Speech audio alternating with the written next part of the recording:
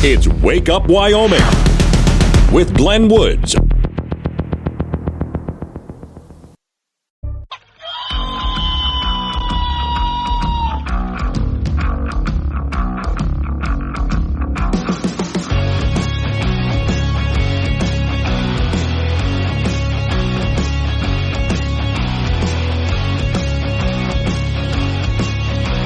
.06 is the time. It's Wake Up Wyoming. It's a Wednesday.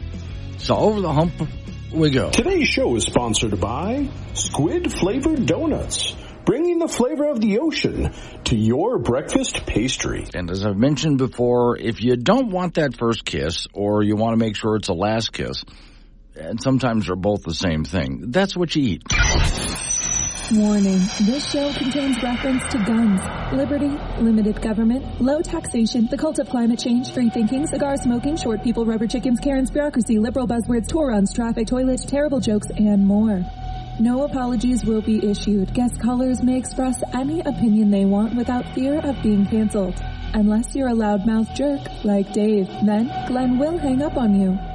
Strap in, hold on to your coffee, and feel free to participate. This disclaimer does not refer to every person named Dave, just one particular Dave from San Francisco. We know a lot of Daves. They call this show all the time, and they're great people. So don't call this program and complain that we use your name. That would be a real Dave move, Dave. Now, I had this whole setup this morning, but then something caught my attention just before I get on the air, and I saw, I've been thinking about this for a while. I need to get into it for just a moment with you guys. So another leader of Hezbollah was chosen. Now, if you remember, as soon as Israel was attacked, leader of Hezbollah was immediately killed by Israel. So they picked their next guy in line, who was immediately killed by Israel. And in a couple of cases, the person that was assumed to be next in line, and probably was killed by Israel. Well, Hezbollah just picked the next guy in line. And this morning, we get word that he was killed by Israel.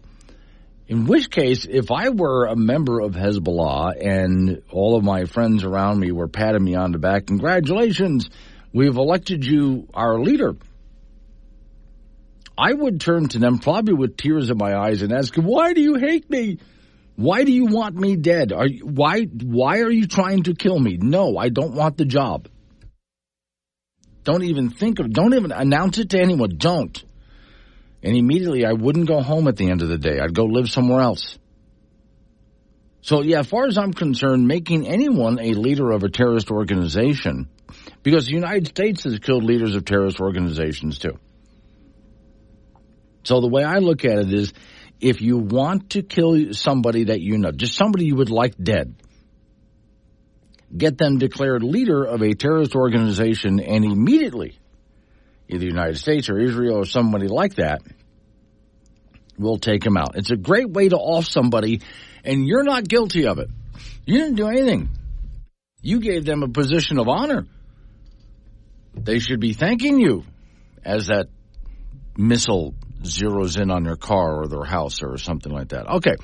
I have something several things that I'm going to go through early this morning that has to do with studies that once again were proven wrong. And some of these, they caught me off guard this morning, but they shouldn't have. And then they made me laugh, which they should have made me laugh. That's what I'm going to share them with you. I complain oftentimes that I sit here, I get here a little before 2 o'clock. Well, I get up at 1:30 in the morning. So I've been laying in bed for 8 hours, right? I get here and I sit down in this chair just before 2 o'clock. And except for getting up maybe once to fill my coffee cup, I am in this chair. And then I do this 4-hour radio show. There's a couple of things I do when I get off the air. And so I've been here for a long time in this chair, which is why during some of the longer news and information breaks, I'll walk down to the end of the hallway and back because I got to get some exercise in. And I've thought many times, I'd like to redesign this studio. Have you seen those desks where people can stand up and they pull the desk up with them? Yeah, stand-up desk is supposed to be a bit healthier. A lot of radio studios for disc jockeys are designed to be stand-up studios to make the disc jockey stand up while he's on the air. Then they go buy him a nice high stool that he can sit on with arm rests, so that just, there goes that.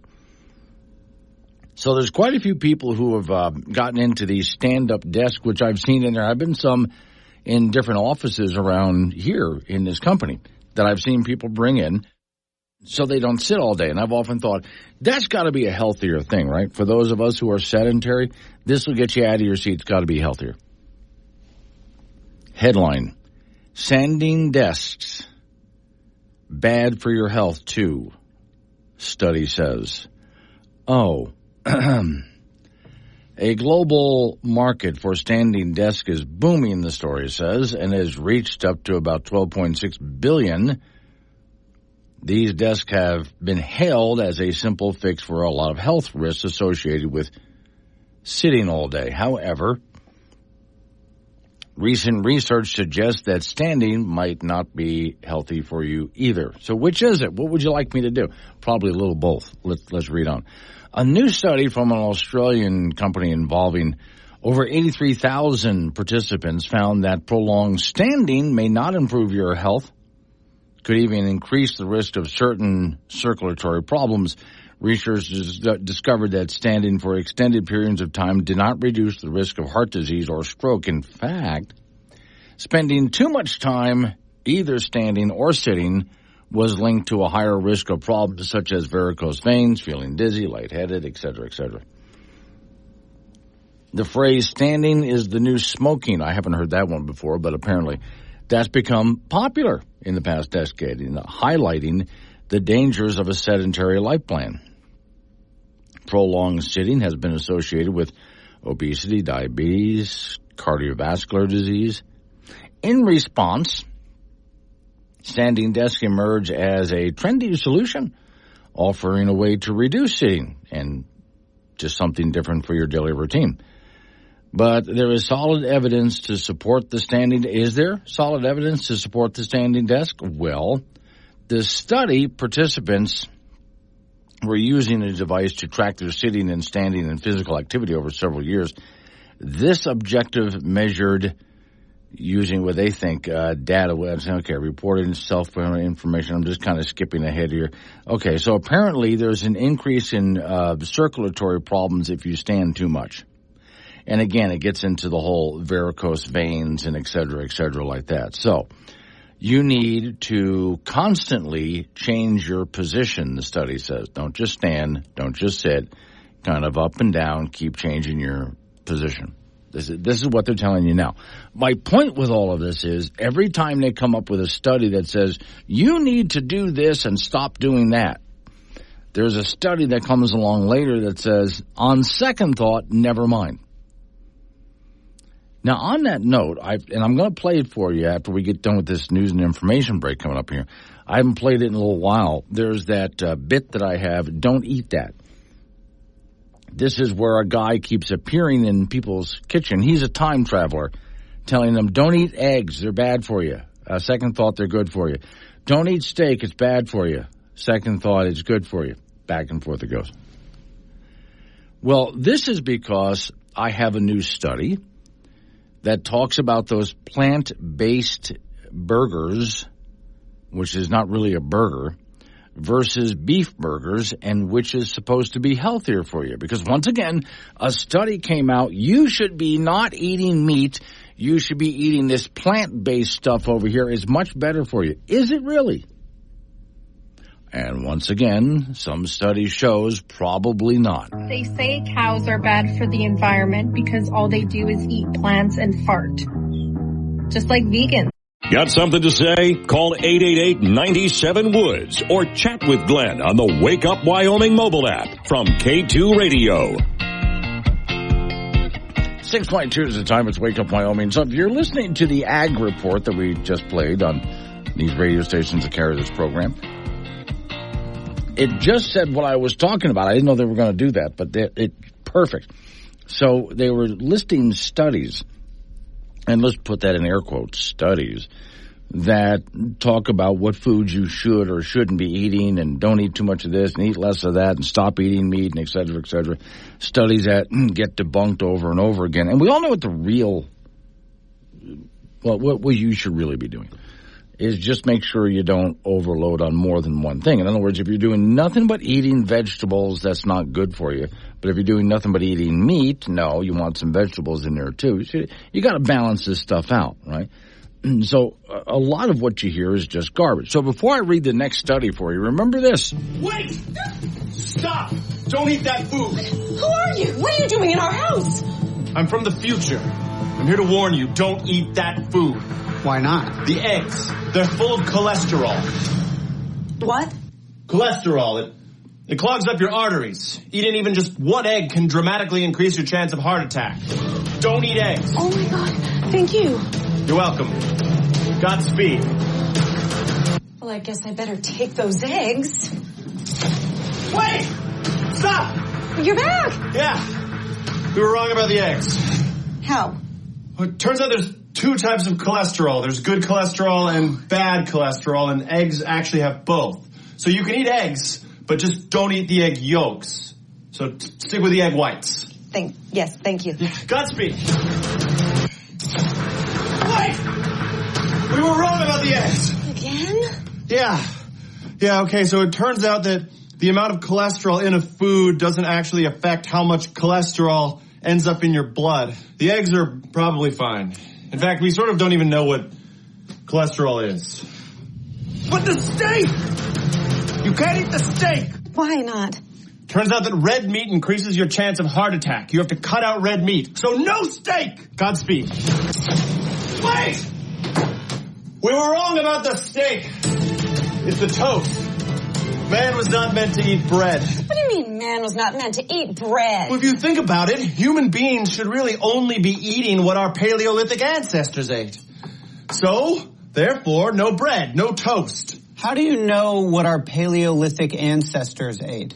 Well, we just have to guess, right? I mean, we don't have any way of knowing. Whew. Okay. We're back to the Paleolithic. They are not doing well. I don't know what we were thinking. If anything, we should all be eating a lot more bread. Jeez. So I guess just ignore everything I've said and exercise. Exercise, okay. Yeah, you guys could probably use it. You've been just sitting here for the last 35 years. It's been 5 minutes. Right. Time travel. Turns out it's genetic.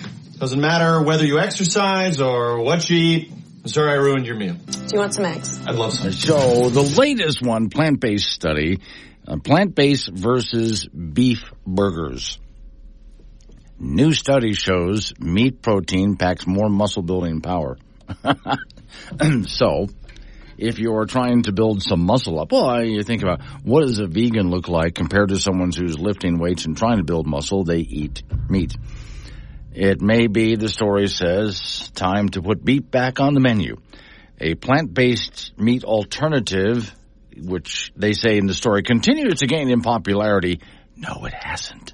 It has not continued to gain in popularity. Many consumers wonder if these products provide the same nutritional benefits as traditional meat.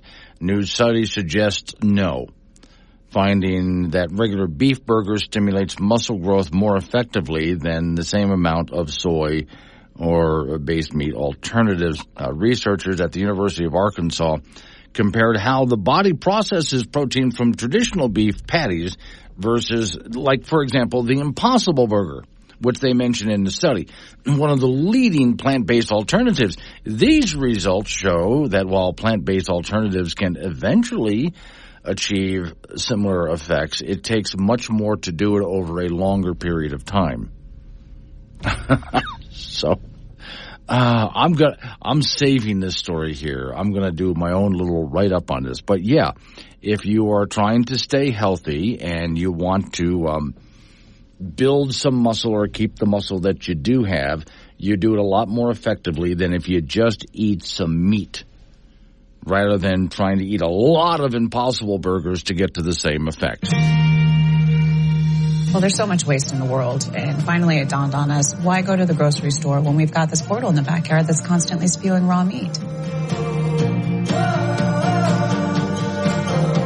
As soon as the meat comes flying out of the portal, we clean it, wait for it to stop ringing, and then we cook it. ever since the portal opened up and started spraying meat all over our backyard, we've gotten way more into cooking than we were before. We make all kinds of meals with the portal meat.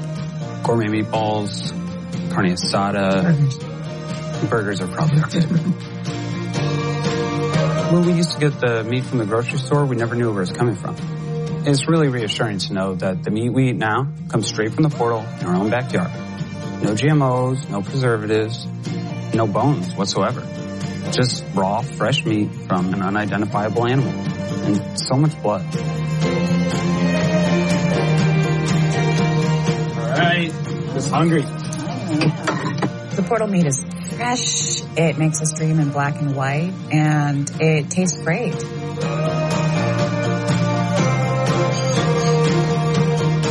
And any meat we don't end up eating ourselves, we just chuck back into the portal.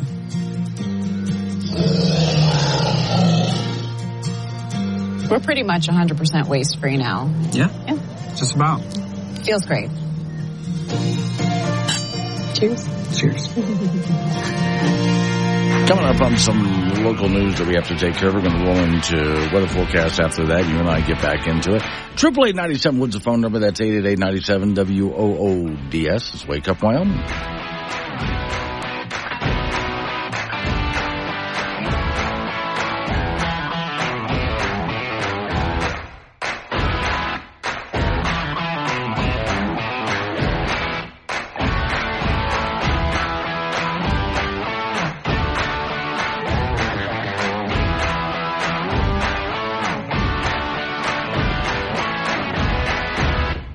Now, Glenn Woods fits in your pocket with the Wake Up Wyoming mobile app. This is AM 1030, K2 Radio. 6 the time. It's Wake Up Wyoming. My name is Glenn Woods. Thanks for joining me. Okay, the phones are open today, so 888-97 Woods. That's 888-97-WOODS.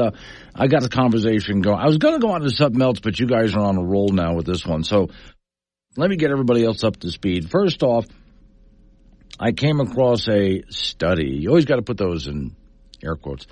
For those people who have the desk, which I do think is a good thing, where if you're at work and you're sitting all day, you can stand up and sort of pull the desk up with you so you can stand. And some of those are units you just put on your desk so you can just go ahead and pull it up. Those are a good thing, but if you're using that all the time instead of sitting, it's just as bad as sitting all the time, says the new study. All right, so another study comes out about those meatless burgers, like the Impossible Burger. Well, if you're trying to put on some muscle, for example, you want to just go ahead and eat beef. Just have beef, and don't overcook it. Just have beef. Good steak is good for you. You can get the same effect with the Impossible Burger, but you're going to have to eat a lot of it over a long period of time to get the same effect. So you're better just eating beef. There was one study is always canceling out the other study in this thing. Every time they say, don't do that, they come back later. On second thought, never mind. Chet Yoder says, the last time I saw my cardiologist, he said, a high protein diet. I said, no problem. Which made me think of this conversation. I'd like you to cut back on red meat. Pass. You're also going to have to cut down on your drinking. Try again. What about stress? What do you do to reduce it? Eat steak and drink whiskey. Probably, I never did watch that sitcom, but probably one of the best remembered lines from that sitcom. And then there's this. Hey, I've decided to become a vegan. It's a life change. The animal activists finally, they got to me, and it got into my conscience, and so I've chosen to eat vegetables for the rest of my life. 6 o'clock in the morning, and I'm making breakfast, and I wanted to just introduce you. This was a Black Angus cow that identified as asparagus. She identified as a perennial flowering plant, and we're going to honor it today by cooking and eating. And so asparagus, we miss you, we enjoy you still, and we'll remember you fondly. See, that's probably the best way to do it, is just go ahead and make yourself a regular beef burger or whatever meat you want, chicken, beef, fish, whatever you want to do, and just identify it as vegetables. But don't worry, no matter what you're doing, some other study will come out and say, well, that's wrong too. So here's what you do. You just make sure, don't eat a lot of processed junk. That turns out to be bad for you, right? And make sure that what you do eat is well balanced, that you have a little bit of everything. There you go.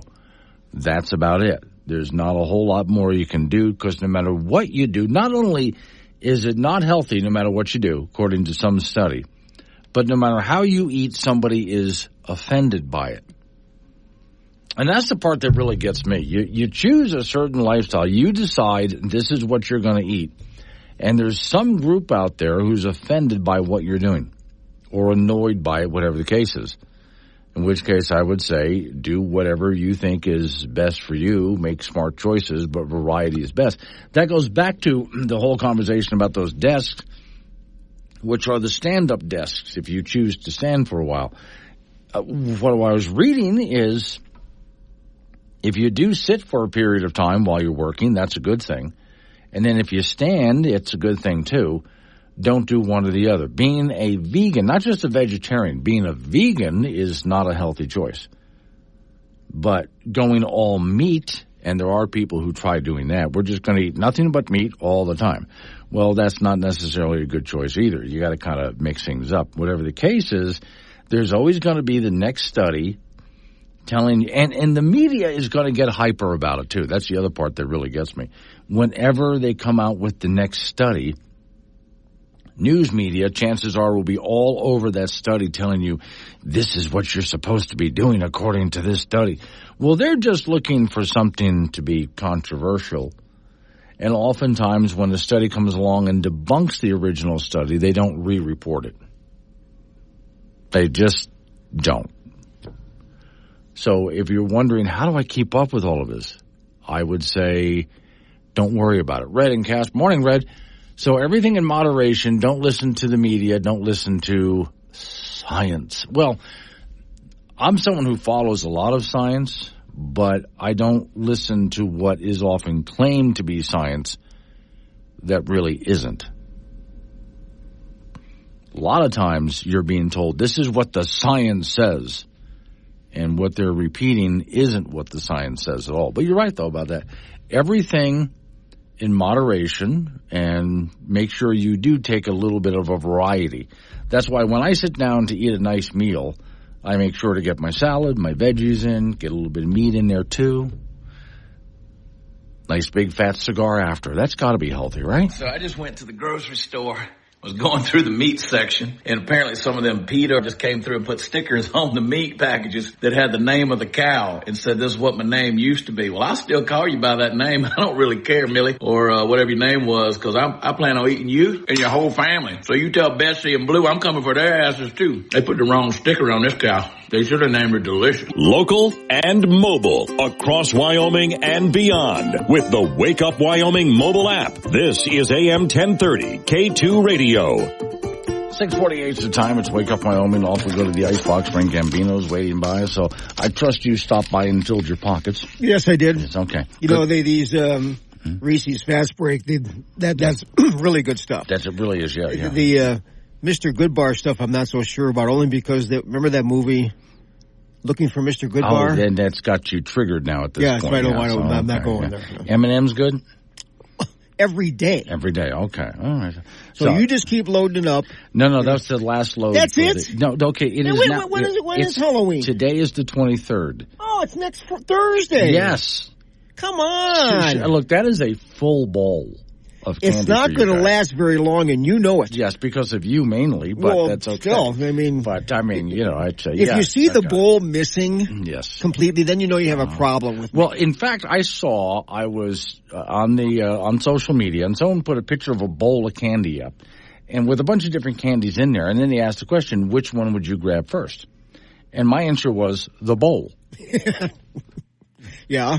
Why the hell would I just grab one little piece of candy when I can pick up the whole thing and walk? Well, like when you went trick or treating, and in my later years, in my 20s and 30s, I used just a pillowcase. Yeah. But you just kind of dumped everything out on the floor, right? And say, these are the ones I want, right? And these are the ones I'm throwing away.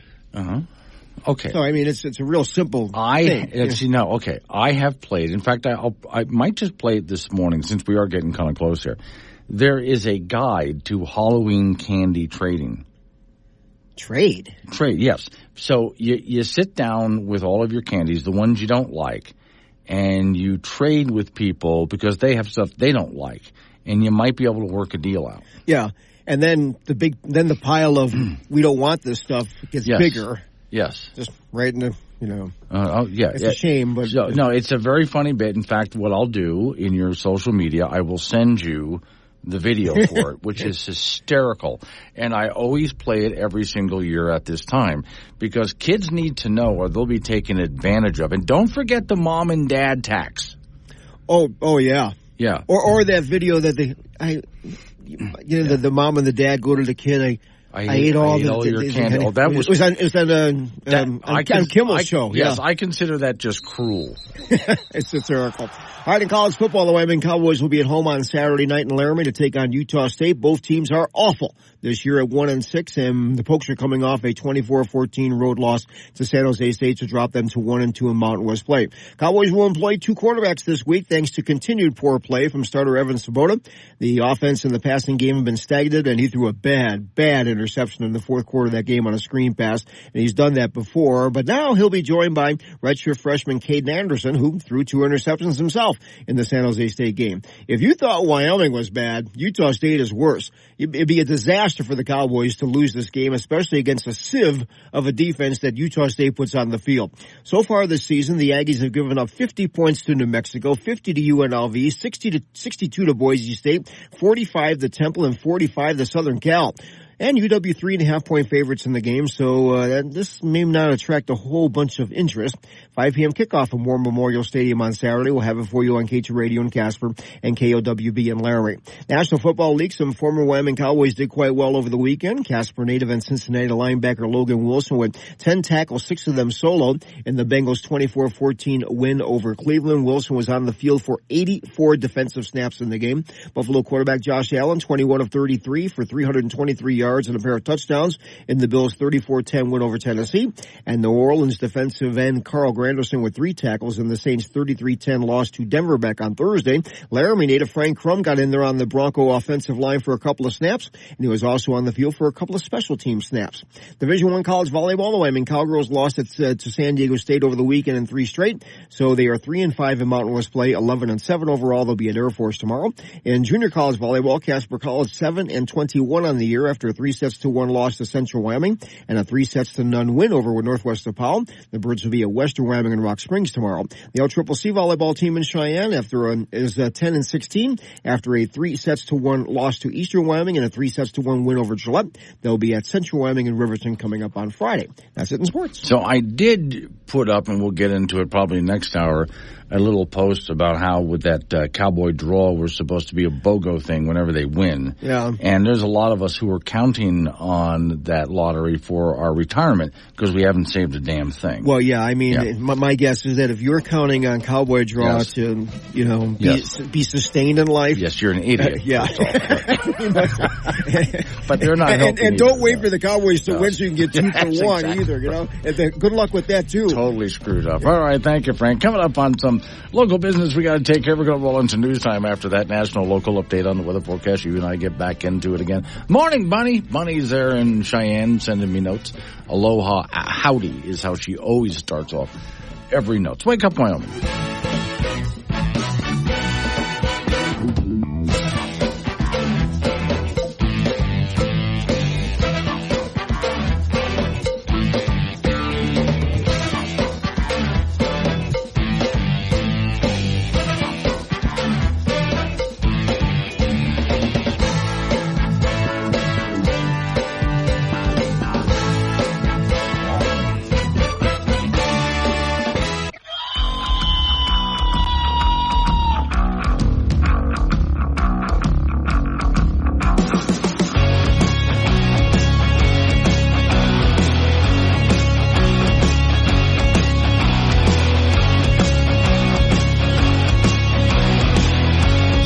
7:06 is the time. It's Wake Up Wyoming. It is a Wednesday, which means over the hump we go. Today's show is sponsored by Squid-Flavored Donuts, bringing the flavor of the ocean to your breakfast pastry. Trust me, it's a great way to get rid of someone or make sure they never kiss you in the first place.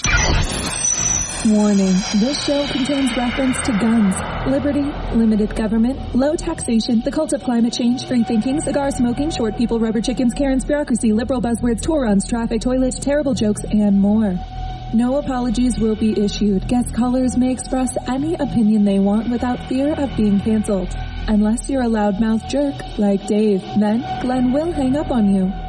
Strap in, hold on to your coffee, and feel free to participate. This disclaimer does not refer to every person named Dave, just one particular Dave from San Francisco. We know a lot of Daves. They call this show all the time, and they're great people. So don't call this program and complain that we use your name. That would be a real Dave move, Dave. Okay, a couple of things. I'll get back to actual news in just a minute. First, I was talking to Frank in the last segment about Halloween candy, because what I do, in case you don't know, to get to the studios here in this building, there's a big heavy door. Open up the door, and there's a hallway. Now, some people get confused down the hallway because it does take some little twists and turns and forks off. And depends on, did you want to go to the IT room? There's 1 1/4 IT rooms. It's a bunch of little studios all over the place. People do get a little turned around if they're not used to this area. So what I do when people first step in the door during this time of year is I set up Halloween decorations. I was born just before Halloween. I mean, really close. Almost a Halloween baby. So I love that holiday. And I don't like the Freddy Krueger slasher stuff. I mean, the real good, spooky, scary, fun stuff is what I've always liked about Halloween. And every year I add more decorations to the hallway for the entire month of October. At the end of the hallway is a big spider with a lot of web. And underneath the spider, if you dare, is a big bowl of candy. And fellow employees here are allowed to have as much as they want. If they eat it all the way down to the bottom, I'll fill it back up. It's a pretty good-sized bowl. So I've had to fill that sucker many times over. So Frank and I get into a conversation in the last segment about different kinds of Halloween candy and what you do with them. In which case, he would just go through, when he was a kid, go through the candy that he collected while trick-or-treating and basically just get rid of the stuff he didn't like. And what I told him was, no, you got to go Halloween candy trading. Now, this is something that I play every year at this time. It is your strategy for this. If you like Necco wafers, the original candy wafer, yeah, that's a category that really took off. There's no need to watch this video. You're going to get screwed no matter what. Same goes if you like those nasty little orange and black candies. Save yourself some time, don't go trick-or-treating, just eat random crap you find on the floor. And now we begin. Step 1, identifying your trading partner. Children under the age of 5 are legally protected. That's because of Becky's Law, named after a Wisconsin girl who traded her entire stash for a box of Good 'n' Plenty's that her brother had convinced her were unicorn eggs. She cried for 3.5 years. Children between the ages of 5 and 7 are allowed a 30-second trade-back grace period. This also applies to the elderly. If you have friends or siblings with any of the following traits, they make ideal trading partners. If you don't, you'll have to get crafty. Start by determining the flavor affinity of your opponent. There are 3 basic classes, and each one has a weakness. Be warned that a classic strategy is to pretend that you're in the fruit and sour category while executing the Smarties gambit for a full-size Snickers. If you'd like to download a PDF version of this chart, please look in your butt. If your opponent says that they like special darks, be kind to them. They're probably going to be your boss someday. Likewise, if they express interest in any of the oral fixation candies like wax lips, paper dots, candy cigarettes, or Pop Rocks, keep track of them. They're going to be fun to hang out with in college before they drop out. Step 2, pre-trade organization and preparation. Loose candy corn should be placed with your pennies. They're equally worthless. Under the new health law, ripped or unwrapped candy falls under the protection of pre-existing condition. And although they lose value, you cannot exclude them from trading. Dum-Dums should be organized in complete sets, not by individual flavor, unless of course you have 3 or more root beers, which can be set aside. Lump your 3 Musketeers together with your Milky Ways to ferret out people that don't know the difference. Most likely they'll confuse Crackles and Mr. Goodbars too. Hide your Mary Janes, banana-flavored taffies, and any short-lasting bubblegums under a pile of Whoppers, Goobers, Caramel Cubes, and Red Hots. Be prepared to offer the full stack as an all-in-one trade for a Charleston Chew or Grater. Although nerds are technically inert Pop Rocks, they should be placed in their own category. Unfortunately, Butterfingers, Almond Joy, and Mounds should be set aside for the mom and dad tax. Note that there is growing support to repeal the mom and dad tax, as it hurts honest candy disclosure and might lead children to stop trick-or-treating altogether. If possible, avoid major transactions until after the election. And raisins should be burned and then peed on. by your dog. Part 3, classic strategies. Avoid anyone who suggests dumping all the candy in a pile and rationing it out based on hunger. They are Marxists. John Maynard Keynes suggested taking 40% of the candy from the children with the most, burying it in the ground, and then giving the candy poor children jobs digging it up. Or, of course, you can try the classic approach. Whatever you choose, remember that Pixie Sticks, Twizzlers, and Smarties are your workhorses, and Fifth Avenues are better than 100 grand. And as for anyone who gave you an apple, don't worry. They're going to hell. That last part is absolutely true. One more thing before I get back to the news for you. It is now, and I started thinking about it this morning when I got to work, that time of year, once again, every couple of years this comes along, and I do it during the primary cycle and during the election cycle, and we are, less than 2 weeks now out from actual election cycle? Is that how far away? That's getting really close here. So we're going to have to America's going to have to make a decision at some point. And I'm asking people, because I keep seeing the Get Out the Vote campaign, those people who did not pay attention until now, and they're really trying to figure out who they're going to vote for, and they have no idea, to please do us all a favor and just skip this year. Darling, would you fetch me a beer out of the fridge? So, I know everything about the Kardashians, Beyonce, and stuff like that. But I know nothing about who my governor is or whoever runs the state. So this year I'm doing my patriotic duty and stay out the vote. Thank you, darling. I can give you every major stat for the Rockies for the last 15 years, but I can't tell you who the mayor of Denver is. That's the reason why this year I'm doing my patriotic duty and stay out the vote. Too lazy to stay informed? Then stay home. Stay out the vote. Your country is counting on you. Brandon Casper says, I love those orange and black taffy, but you can't find them anywhere. Yeah, there's some candies I've noticed that are just not that prevalent this time around. Frank was complaining, I got a bunch of, they're like smaller ping pong balls that are painted up to be eyeballs. And I put them in the bowl with the candy, a bunch of them. And Frank was complaining that they were not edible. And I was thinking, I was looking for those. There was a time, it was a chocolate, just basically a chocolate, but it was wrapped in a type of foil paper that was painted up to look like an eyeball. And that's what I wanted to put in there. By the way, I have no problem eating candy corns. I love those. I have, unfortunately, as I've gotten a bit older here, started to lose my sweet tooth. So that means more for the rest of you. There's a lot of stuff that I used to love eating, but now I've tried some of what's in the bowl over there, and most of it I taste and just go, I can't even do this anymore. It's just absolutely too sweet for me. As I've gotten older, I like harder flavors now, not as much with the sweet stuff. And again, for the rest of you, that means that's okay. You can go ahead and have at it. I'm the guy buying the candy. You get to eat the candy. The rest of the year, I will not be this nice. All right, we'll go to Sheridan County next. Apparently, the Republican Party accidentally posted something racist or something like that.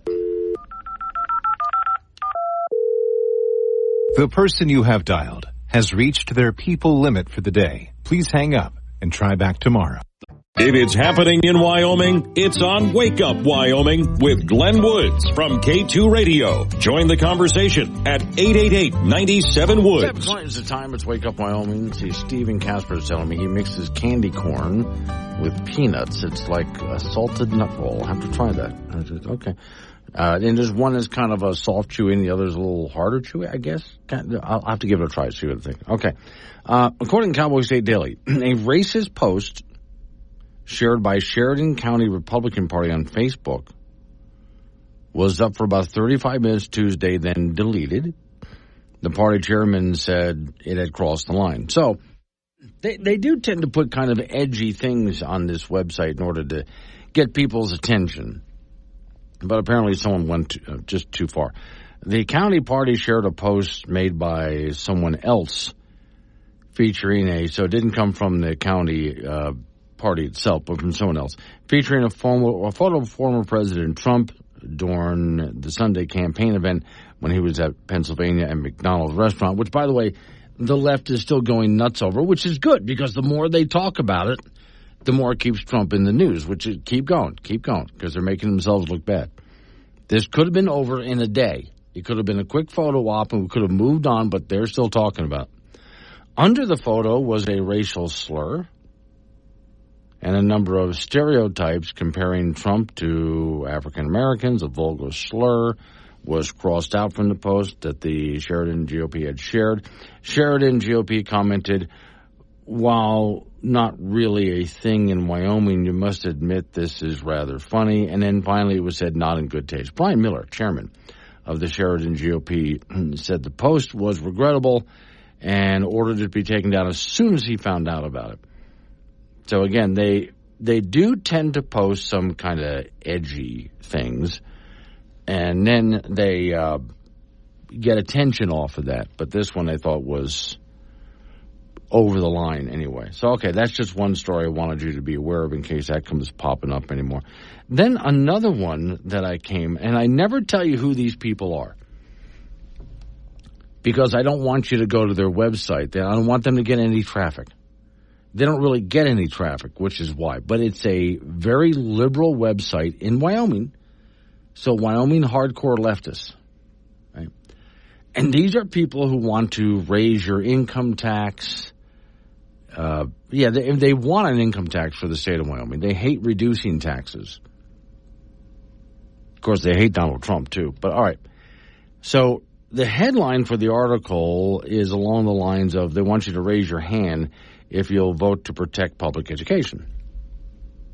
These are people who don't like the idea of choice in education. Yeah. So I am, as you know, big time in favor of you being able to make your own choice. If you are happy with the public school your kid's going to, that's great. If you're not, you should be able to send your kids somewhere else, and the money that's earmarked for your kid should just follow the kid. Charter school, private school, homeschool, whatever you want to do. So, but this leftist group writes, how do your state legislators impact public education in Wyoming? A, they decide on public education funding. B, they can ban entire programs at our university, diminishing it in its national standing, respectively. And I would guess that by that they mean things like the whole DEI program that was there. The Office of Diversity and Inclusion, which I've been saying for years that UW should close, and they're finally closing it, although trying to rename it as something else. But the funding has been pulled for that, and state legislators want that done. Out. Get rid of it. Okay.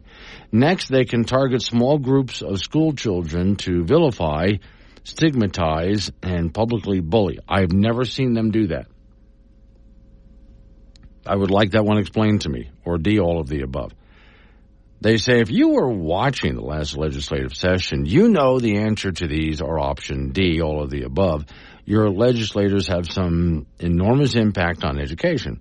This means that the best way to protect your Wyoming future is by voting for legislators that will protect your public schools. But legislators aren't the only folks who can protect our freedom and access to quality education. Your local school board. So they want you to vote for people that will help protect your school board, that will help protect your local schools. And in that, I agree. Unfortunately for this group, I would advocate for voting for a completely different kind of person than they would vote for. But all right. Your school board members, called trustees, will decide what teachers are free to teach. True. Whether hardworking educators are paid fairly. True. And whether all students are welcome at school or not. No one said that certain students were not welcome. Nobody said that. Nobody ever said that certain students were not welcome. All right. Recently, trustees across the state tried to ban books. No, they did not. And use extremist rhetoric to target LGBTQ students. No, they did not. That's a mischaracterization of what was going on. All right. There are just certain books that are inappropriate to be in certain settings. So that's not banning a book. It's just certain things are inappropriate in certain settings.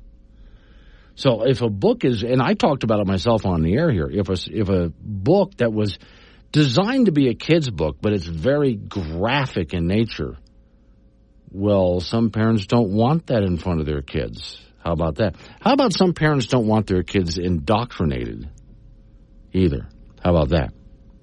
And how about the boys' locker room is meant for the boys and the girls' locker room is meant for the girls? How about that?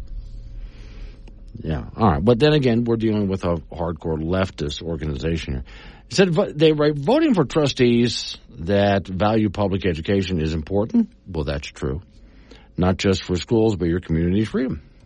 So I think the only thing that we really differ on is what I would vote for and what they would vote for. The kind of people would be completely different.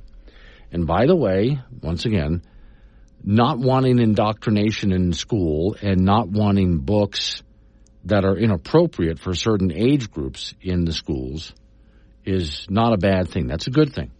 But again, if you don't like what school your kid's going to, you should have the right to go to other schools. And this group doesn't like that idea. They don't like that you would have freedom of choice to say, I don't like what you're doing in public schools. I want to go somewhere else. And the money would follow the kid.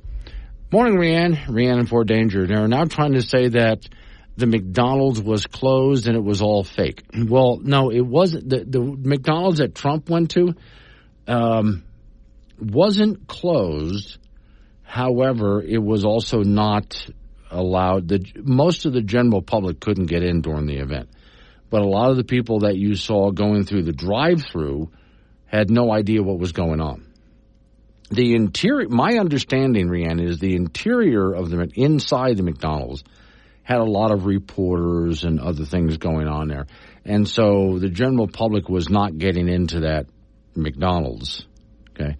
But the people going through the drive-thru that met Trump didn't know what was going on, and they were able to meet Trump at the drive-thru. But, yeah, Trump did something that publicity-wise was really good, and so the left can't let him have that. So they will say and do anything to try to tear it apart, which turns out to be good for Trump. Let them keep going. The more they try to tear this apart, the worse they make themselves look, which is what Trump is after. He knows how to play them. That's exactly what he's doing. All right, coming up on, I know I covered a lot in that segment. Coming up on some local business we have to take care. We're going to roll into news time after that. National local update on the weather forecast. Don Day's extended forecast comes at 7:45. Phone lines, 888-97-WOODS. That's 888-97-WOODS. Wake Up Wyoming.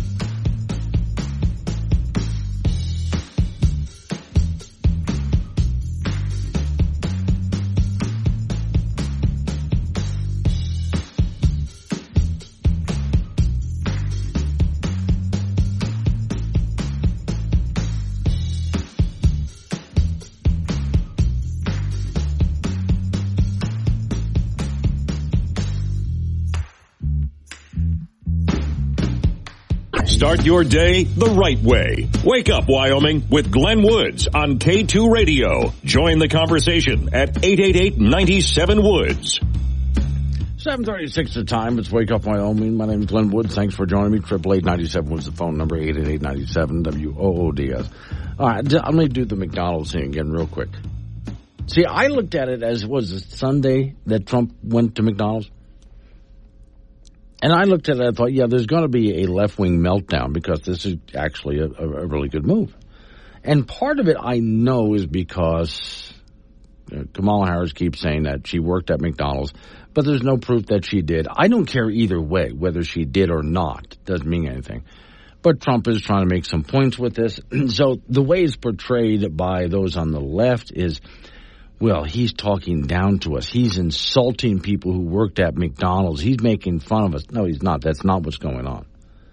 But they can't act like he did something good. Now, all he did was show up, learn how to cook from some fries. By the way, he loves McDonald's. He actually does eat McDonald's often. He really likes McDonald's. So he learns how to cook some fries off of a guy who's a fry cook.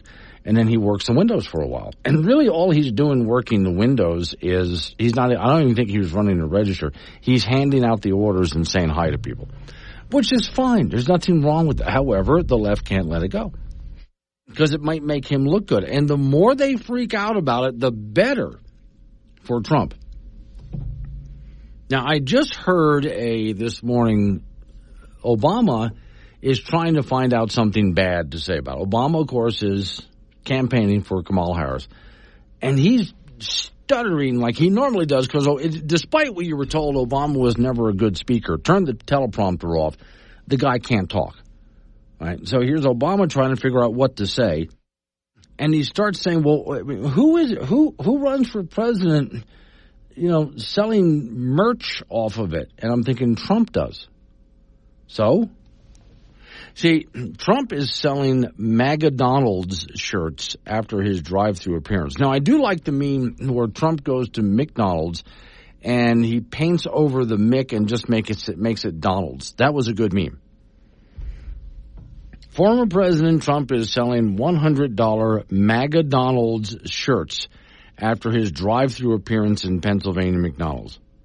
This event was part of an ongoing dig against Kamala Harris, as I just explained. McDonald's clarified it does not endorse any candidate. Look, either candidate can show up and say, can I do something like this? And McDonald's will say, fine. Right. So then the story goes into how they're trying to criticize the stunt and so on. But if you would like a $100 MAGA-Donald's shirt, that's fine. I like one meme I saw. It was a picture using artificial intelligence. And they took a bunch of French fries and combed it like Donald Trump's hair. Yeah, made out of French fries. I thought that was absolutely hysterical. But okay. There again is Obama going, who sells merchandise off of something like that? Well, Trump does. Why? Well, because Trump's a billionaire and he knows how to publicize himself and make money off of things like this. That's why he's so fabulously wealthy. Do you know that there is a watch that you can get, a Donald Trump watch that you can get? Now, this money does not go toward his campaign,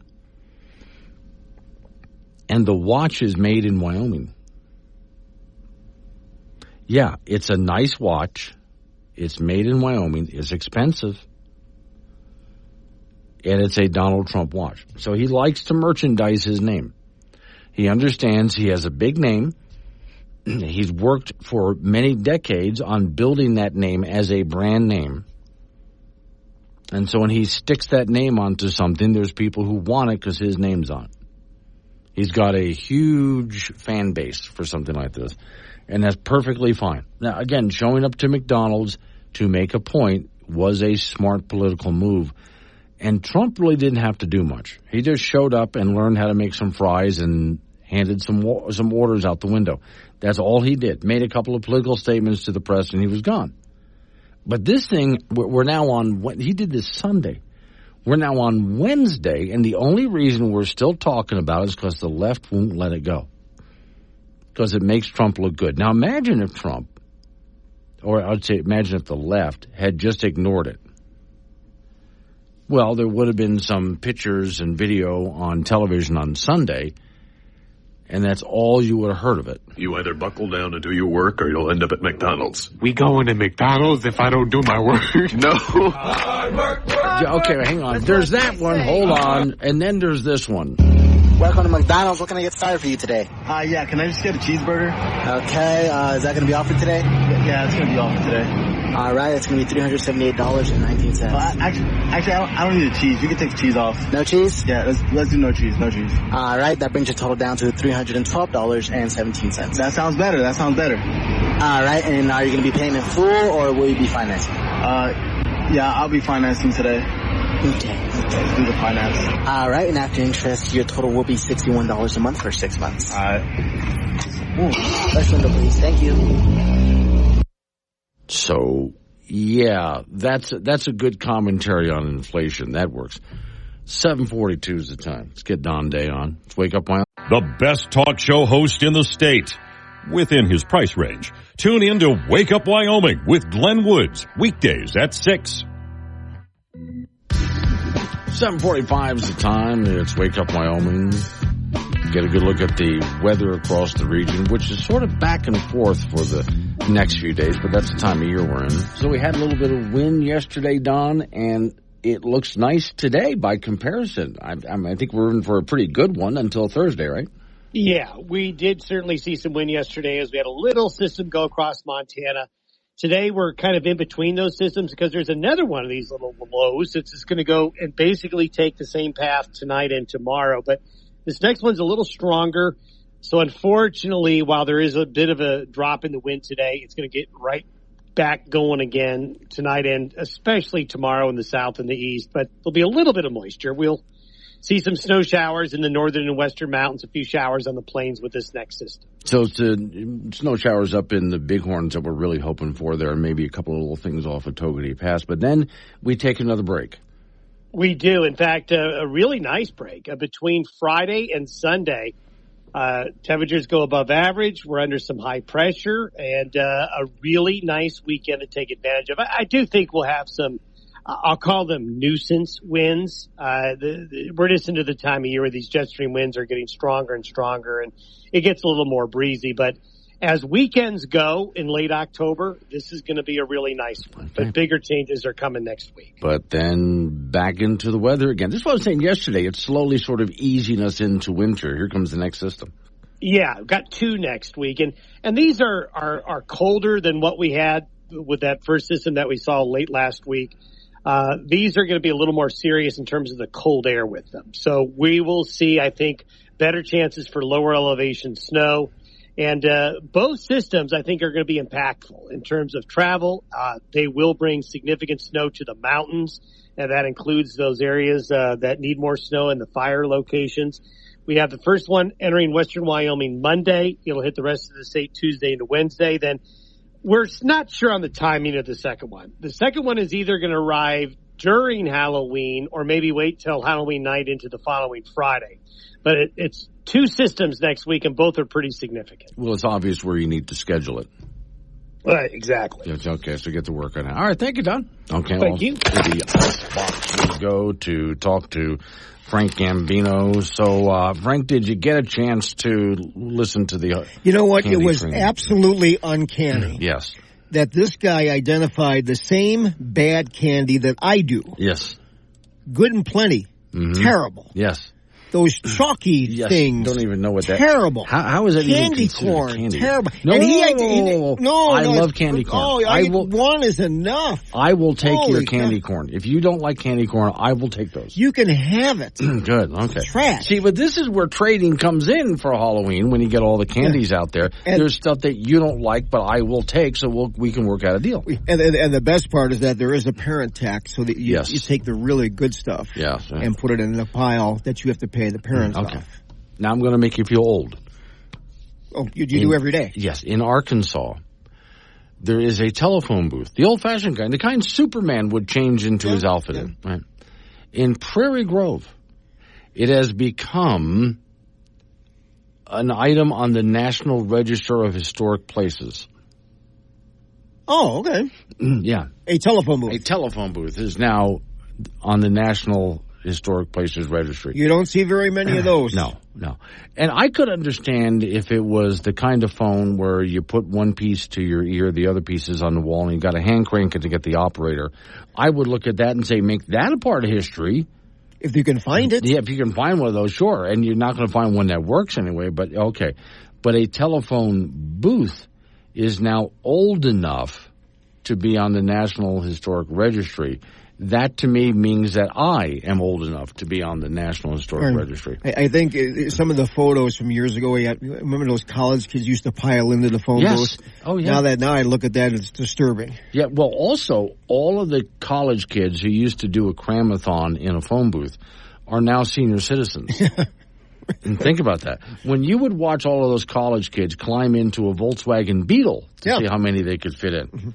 Okay, well, all of those people are also senior citizens as well. They have blue hair now. They have walkers with tennis balls on. Yeah. Can you imagine being the first person in that cram of phone booth thing to get in there? Oh, the person at the bottom? Or at the top or at the back? I was always afraid of winding up with someone's butt in my face. That's why I never got involved in any of those things. But then again, that was really not – I don't think that was your generation either. We watched our older brothers and sisters do that. And they thought that was a big trend for a while. And for those people who look at the internet and say the internet these days, boy, the stupid things people do on it, they were doing it back then too. You just had to do it big enough to make it into a magazine or something.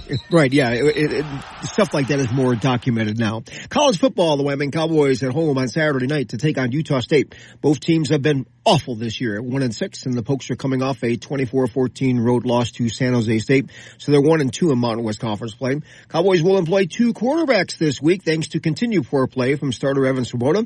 The offense in the passing game has been stagnant, and he threw a bad interception in the fourth quarter of that game on a screen pass. So he's done that before, and now he will be joined on the field by redshirt freshman Caden Anderson. So they'll be in and out, shuffling in and out. And Anderson threw 2 interceptions himself in the San Jose State game. And if you thought Wyoming was bad, Utah State is worse. It'd be a disaster for the Cowboys to lose this game, especially against a sieve of a defense that Utah State puts on the field. So far this season, the Aggies have given up 50 points to New Mexico, 50 to UNLV, 62 to Boise State, 45 to Temple, and 48 to USC. UW 3.5-point favorites in the game, even though this should not attract all that much interest. 5 p.m. kickoff from War Memorial Stadium on Saturday night. We'll have that for you on K2 Radio in Casper and KOWB in Laramie. National Football League, some former Wyoming Cowboys did quite well over the weekend. Casper native and Cincinnati linebacker Logan Wilson, 10 tackles, 6 of them solo. And the Bengals 21-14 win over Cleveland. Wilson was on the field for 84 defensive snaps in the game. Buffalo quarterback Josh Allen, 21 of 33 for 323 yards and a pair of touchdowns. And the Bills 34-10 win over Tennessee. New Orleans defensive end Carl Granderson with 3 tackles in the Saints 33-10 loss to Denver. And Laramie native Frank Crum got in there for the Bronco offensive line for a couple of snaps and was also on the field for a couple of snaps on special teams. Division I college volleyball, the Wyoming Cowgirls lost to San Diego State in 3 sets over the weekend, so they are 3-5. In Mountain West play, 11-7 overall. They'll be at the Air Force tomorrow. JUCO volleyball, Casper College 7-21 on the year after a 3-1 loss to Central Wyoming and a 3-1 win over Northwest of Powell. Birds will be at Western Wyoming and Rock Springs tomorrow. The LCCC volleyball team in Cheyenne 10-16 after a 3-1 loss to Eastern Wyoming and a 3-1 win over Gillette College. And they will be at Central Wyoming in Riverton coming up on Friday. That's it in sports. And so then Frank is going to head out sometime this weekend and go where? Yeah, state cross country is Saturday in Cheyenne. That'll be priority number 1. Yes. So that'll be a Little America. Got to get down there early to find a parking spot. And there's 6 races. So you and I will be at the Little America at the same time. Well, I won't be staying there. You will be. I leave Saturday. Oh, then maybe I can take your room or something. Something like that. Yeah, although they will be cleaning my room to make it ready for somebody else, so they might have to share it. Yeah. So I'll be leaving when you're showing up, basically. I will tell you this. It's going to be packed. I will be, yes. Packed. Be aware. Packed. Yeah, Frank, rolling into some local business we got to take care of. We're going to roll into news time after that. National local update on the weather forecast. Get into open phones. Oh. And then something I wanted to get into more detail. I mentioned it yesterday, but I really wanted to get into this. According to CNN Business, the hottest trend in hiring executive leadership into major corporations is to hire a middle-aged white guy. Not kidding. We'll talk about it next. Wake Up Wyoming.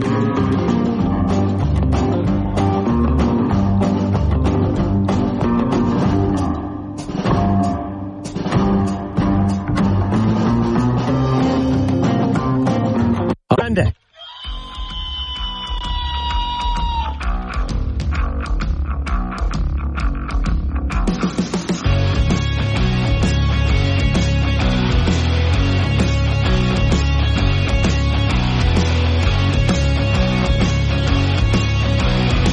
Six the time. It's Wake Up Wyoming. My name is Glenn Woods. Thanks for joining me. It is a Wednesday, so over the hump we go. Today's show is sponsored by Squid Flavored Donuts, bringing the flavor of the ocean to your breakfast pastry. Will help keep you from getting a new boyfriend or girlfriend, or help you to get rid of the old one if that's what you're after. Warning. Wake Up Wyoming is about to enter daily open phones. This means that anyone will be allowed to call in and talk about anything. I mean, imagine if we actually allowed you on air to say anything you wanted. Scary, right? Well, we're just that brand of crazy. If you are offended by what other people think, then maybe you want to tune out right about now. Just saying. If you should choose to call, just remember, the more funny and interesting you are, the longer Glenn will keep you on the line. Obnoxious jerks will be hung up on.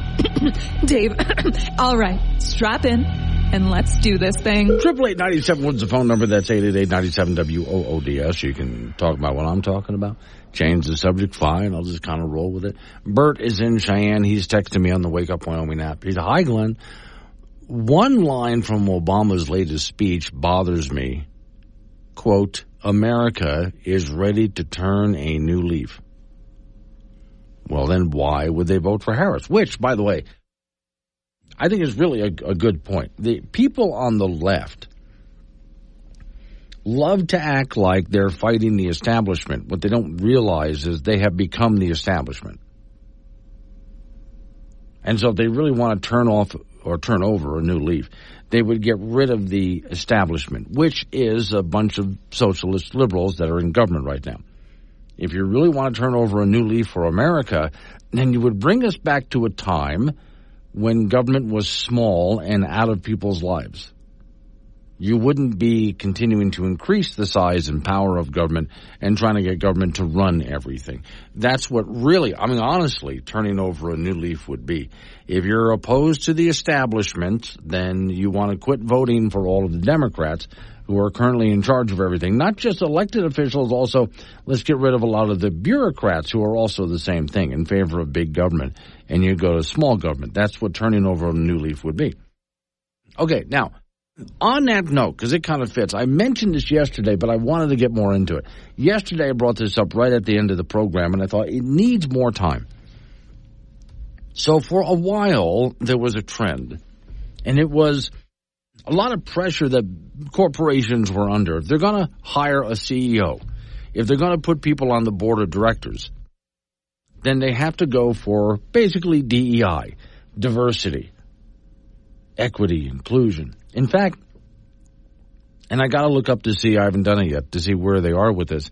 In California, I think it was overturned by a court, but in California, they tried to make it a law that if a big corporation had a board of directors, the board of directors had to be inclusive. You had to have an equal representation of minorities and women and, anything but a white guy conservative, basically.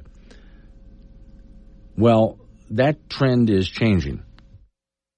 And I do think, if I remember right, that California law was considered, you can't do that, and it was thrown out. Board of directors is going to be what the board of directors is. But here's the story. This is from CNN Business. It says, listen up, corporate boards, if you're looking for the biggest trend in leadership this fall. Look no further than corporate America's hottest CEO pick, the middle-aged white guy. Yeah, they're going back to this. 2024 has been a year of CEO turnover, with some 1,450 companies having announced, or CEOs having announced their departure, up 15% from the same period last year. And the highest year-to-date total on record, according to research from Executive Coaching and Outplacement. It goes through all the different companies.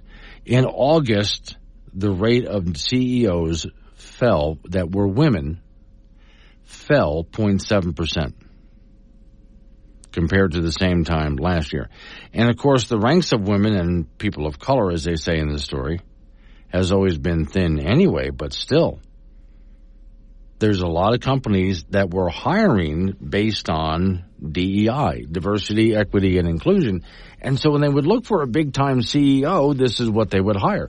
Let's get a minority. We have to virtue signal, in other words, rather than going for the most qualified person for the job. And when you don't get the most qualified person for the job, you understand that nothing's going to work. You actually have to hire someone who's good at that job, whatever that person looks like, whatever their age might be, whatever their gender is, whatever their race is, it doesn't matter. Hire the person that's qualified. Well, because these companies, and it goes through quite a few different companies here, hired based on what virtue signaling looked like rather than what was best for the company, the companies were not doing really well. And so they're getting rid of those CEOs and they're hiring middle-aged white guys. CVS Health, America's largest drugstore chain, on Friday gave Karen Lynch the boot and replaced her with a longtime executive who effectively was one of the most powerful. He had brought CVS to be one of the most powerful Fortune 500 companies in America. They moved him down the ladder, brought her up. It didn't work out. He's back. Starbucks, liberal Starbucks, over the summer abruptly ousted Indian-American, I can't even pronounce his name, after less than 2 years at the helm, and brought back a middle-aged white guy. Chipotle did the same thing. Last spring, Under Armour, the underwear, got rid of Stephanie Lenartz after just a year. And they brought back Kevin Plank, who had been making him a ton of money. So, and there's more to the list here, but the basic ideas. So we're going to get rid of those people that we hired in order to look good, and then we're going to replace them with people who are actually making us a bunch of money. And that would be, once again, the middle-aged white guy. Now, for me, I don't really care what the boss looks like. I've had bosses of different ages, genders, whatever. I don't care. I just need someone who's good for the company and will do just fine. By the way, this reminds me of, for years, I write a new bit every so often. They're always slow in coming, but I do come up with a new bit every so often. Remember my bit here, Jenkins and the Boss? Now, the boss is an older guy who played by me, so I do that voice. A friend of mine named John, who's up in Gillette, does the voice of Jenkins. The boss is a CEO who's a self-made man, built a company. But he's trying to survive in today's world, and he just doesn't get it. And that's where he's hired as a personal assistant this guy Jenkins, who's a much younger guy, who's much more savvy about how the world works. And Jenkins is constantly trying to explain to his boss and help him out and help him through. Jenkins? Yes, sir. Yes, sir. Jenkins, who are all these protesters out front? They hate you, sir, because you're a rich, old, white guy. I can't help that I got old. No, sir. I worked hard to build my fortune. Yes, sir. Yes, sir. They hate me because I'm white? Yes, sir. But that's racist. No, sir. It's only racism if you don't hate anyone but white people. It's okay to hate white people. But that doesn't make any sense. Sir, your privilege is showing. I swear, the older I get, the more I forget to pull that up. How to answer the phone when you get a spam caller. Oh my God, we've been trying to get a hold of you for weeks. Your test results came back, and it is not good. Now you know how to answer the phone when you get a spam caller. When you need to know quicker than the morning paper or the 5 o'clock news, you need Wake Up Wyoming with Glenn Woods. Mornings on K2 Radio. My name is Glenn Woods. Thanks for joining me. Phone lines open, 888-97-WOODS, 888-97-WOODS. Okay, so apparently there's a conspiracy theory out there about one of Wyoming's big fires. Now, this would be the Elk Fire, which has been just ravaging the area north of Sheridan, Wyoming, and burning down toward Sheridan, but also up toward the center of the Bighorn Mountains. This has been a big one. And while we did get some snow and rain and cold weather, that certainly slowed it down to a crawl, but it's still burning. We're not done yet. That area will get some more wet today, some snow, among other things. And then every so many days, another push of wet weather comes down, which they can certainly use. That fire has sparked a conspiracy theory as to how it started. Oh, by the way, I cracked the code.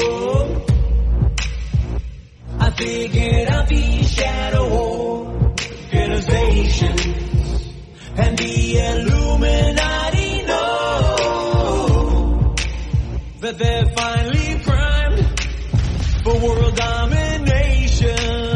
And soon you got black helicopters coming across the border, puppet masters for the new world order. Be aware, there's always someone that's watching you, and still the government won't won't admit they fake a whole moon landing. Thought control rates, psychotronic scanning. Don't mind that.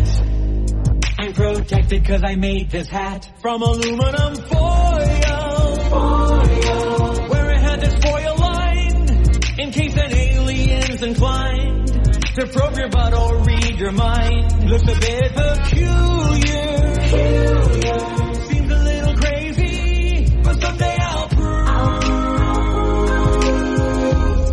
there's a big conspiracy. So here's the thing, and it's just stupid, but okay. Here's the Elk Fire, which was said to have been started possibly by a lightning strike. Well, on Twitter, now called X, some guy named Ariel, is what he goes by, put this up. People, if you're curious as to why Wyoming is on fire, well, not all of Wyoming is on fire, just certain areas. You want to see on fire? Go to Idaho. They got problems. He writes, the Rock Springs uplift was highlighted for its lithium content, which estimates suggest could be up to 18 million tons of lithium carbonate, which would be a substantial reserve. That's why. And then underneath he writes the UN agenda. So I guess according to him, all of this is part of a UN agenda. All right, here's the answer to this. You really haven't found any lithium deposits of note anyway in the Bighorn Mountains. If you want to know where those deposits are, start with Natrona County, which is way down below. Continue on down to Wheatland, that area. That's got some. Newcastle seems to have a good deposit of it. There could be some in some of our coal mines seem to be rich with rare earth minerals, but none of that was up in the Bighorn Mountains. So some guy goes ahead with this theory about, well, you take a look at, and by the way, he writes the Rock Springs uplift, which has nothing really to do with the Bighorn Mountains. All right. So, yeah, somebody always has to get involved in, well, you know what the conspiracy is. It was lightning. Very possibly that started that whole thing. By the way, that wildfire has burned about 96,360 acres so far. Is about, last I checked, 51% contained. So they have a lot of work to do on this. There always has to be somebody that steps in with their tin-hatted conspiracy theories, and I kind of sit there and scratch my head and wonder what that mindset is, why everything has to be some outrageous conspiracy theory, and it can't just be the simplest answer. Who the hell are you? Oh, I'm just here looking for a tin hat. Why? I'd rather not say out loud. Good answer. Is the problem terrestrial threat or outer space? Outer space, I suspect. CIA, KGB, gray, or reptile? Probably a combination, but I can't tell which combo. Since you're not sure, probably need 3 or more sheets, conventional headgear lined with electromagnetic fields, mind control, and mind reading.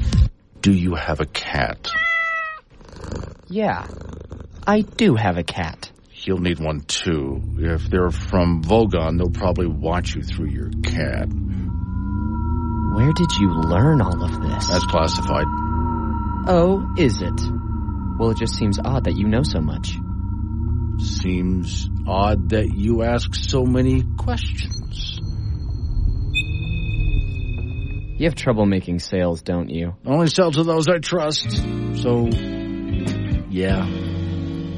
Also has trouble making friends at the same time. So anyway, yeah, the Elk Fire, which is much better, by the way, is now more under control, but they still worry about it getting out of control. We got a couple of windy, dry days. Well, actually, we do get some weather that moves in through Thursday, but then there's some more windy, dry days, and some more weather moves in again. So they'll definitely get a handle of this thing, but they're worried about this. Oh, by the way, Highway 14, which goes up and over, so from the east side of 14 up and over, is still going to be closed for a while, and there's some repair they have to do up there on the highway, which includes guardrails that have pretty much just melted away. You can imagine the intensity of the fire that's melting and collapsing guardrails up in the area.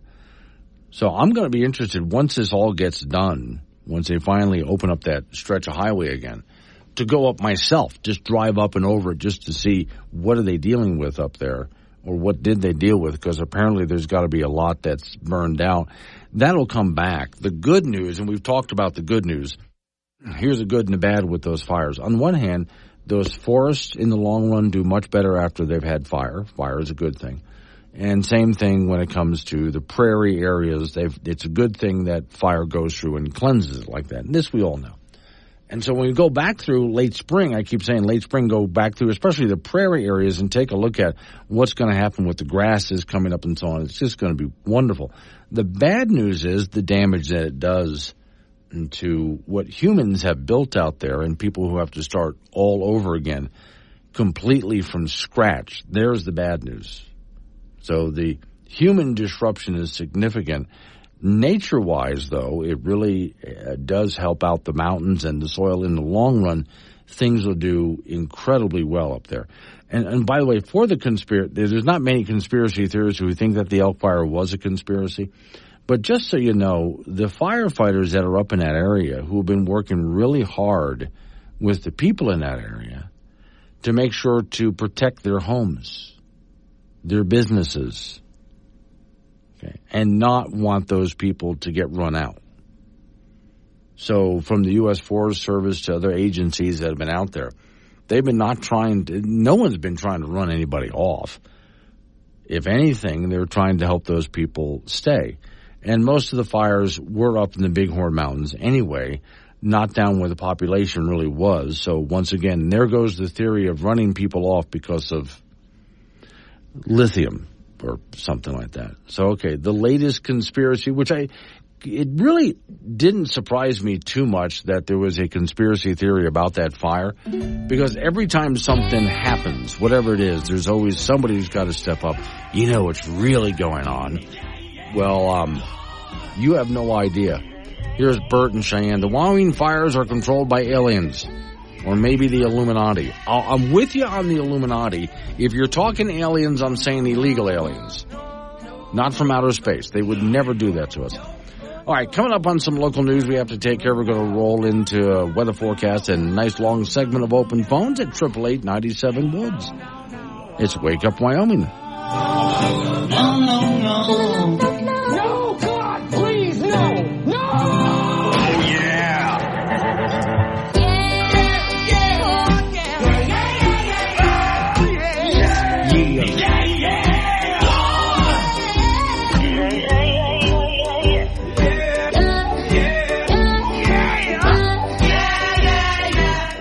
Like a strong cup of coffee in the morning.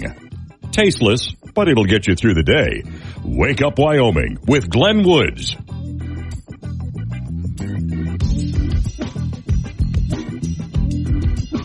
8:36 the time. It's Wake Up Wyoming. My name is Glenn Woods. Thanks for joining me. We are into open phones, so you can go ahead and change the subject if you want. 888-97 Woods is the phone number. That's 888-97-WOODS. Oh, and by the way, there's a bunch of people who like to text me when I'm on the air, and you can do that too. So if you go to your app store, and this is free, just type in Wake Up Wyoming, download that. A lot of features on there, all for free. And one of them is the chat option. So you can just hit chat, send me a text message, and I answer back both on and off the air. So we have, just as an example today, some of them are Milo Fort Danger, Bert and Cheyenne, Bill in Erie, Pennsylvania, Greg from Cheyenne as well, Red and Casper, Becky's in Cheyenne, Chet is from Yoder, Corey's from Endicott, Nebraska, and on it goes, because there's many other people that are in this whole list here just during the course of the morning. Text me, and I answer back both on the air, and I'll write back to them as well, and you can go ahead and do that. All right, so I want to go through, you can interrupt me since it is open phones if you got a different topic, but I want to just real quick in this segment go through some of the cult of climate change things that at least need some mentioning to you. You're driving a big car. I come on your radio. I say the end's close. You just say no. I say it's global warming, but you call me a liar. But this planet's on fire. Ladies and gentlemen, the only hit song that Al Gore thinks that he ever had, but as usual, he has no clue. So, all right. First, CBS, the news station, says the country is being flooded by migrants, which they mean illegal aliens, because of climate change. Yeah, so rather than getting into why, and in fact, why not just go up and ask someone who's snuck into this country illegally why they are here? I bet you they're not going to turn and go, because of climate change. Story says immigration is one of the top concerns for Americans in this year, a presidential election. And while many are focused on policies about how many people should be allowed into the U.S. over our borders, little attention is paid to what is causing them to flee home in the first place. CBS writes, many often think of crime and conflict as primary drivers. And while they do play huge roles, the Migration Policy Institute has found it's actually natural disasters that has led to more displacement. Climate change is not the main reasons why people move, but it is a big one. And they talk about floods and disasters and so on, which of course, that's CBS News for you, saying it has to do with climate change. What they didn't do is go talk to the people who fled here and ask why. Primarily, it's economic reasons more than anything else. All right. Now, next one. Climate change has, this is why you got to watch when you send your kid off to college, what kind of college they're going to. Climate change class required now for University San Diego degree. So, if your kid is going to the University of, San Diego, according to, well, you got to watch the movies to understand why that's funny. But all right. A climate change course is required to learn for all incoming freshmen at the University of California in San Diego starting this semester. The climate change education requirement will help students learn about the fundamental challenges we face in the university or on this planet if we're in the coming 100 years or so, as if they know what's coming in the coming 100 years. One climate scientist served on the faculty work group for this administration to finalize the requirement. The 30% of the class content should be focused on understanding and addressing climate change and its impact according to the memo. Students can fulfill the requirements on the course in that span during the entire curriculum. When asked about possible pushback from students who study in fields unrelated, they don't care. Which to me is one of the biggest problems with universities. If I'm a young guy and I'm going to go to college, I don't want to spend a bunch of money on courses that have nothing to do with what I'm trying to do for a living. I pick a profession. Those are the courses I want to take. Why are you making me take classes that have nothing to do with my profession? And so this is one of the reasons why, universities get so expensive, but a requirement for climate change. My prediction here is this university is about to see far fewer students. Not none, but far fewer because of this. Those kids allowed to choose. Okay. Simple Man sending me a text. I'll get to that because I want to stick to this topic as soon as I get into the next segment. It's probably a good time.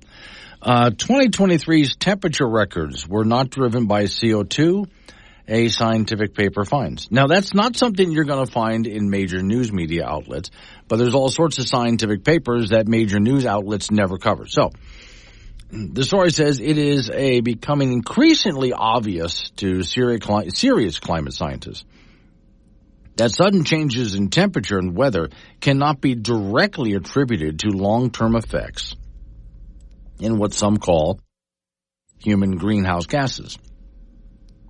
Suggestions to the contrary are best left to climate comedy deniers, as some of them call them.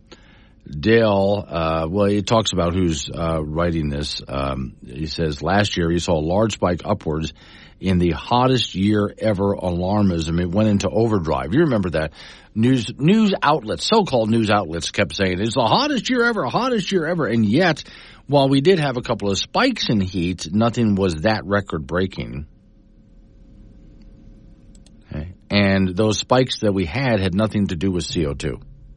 Is the short story. That's a long, involved story that I wouldn't mind getting involved in at some point. But for right now, I'm just going through some of the basics here that you need to hear. I did cover this earlier this morning. Plant-based fake hamburgers and beef burgers. If you're trying to build muscle mass, eat the beef. Yeah, I talked about, I think it was the first hour of the program. If you missed that, don't worry, this program is a podcast afterwards. But for those who want you to eat the Impossible Burger, it turns out if you're trying to build muscle mass, let's say you're hitting the gym, you're working out, eat beef. Because those Impossible Burgers ain't going to do it for you.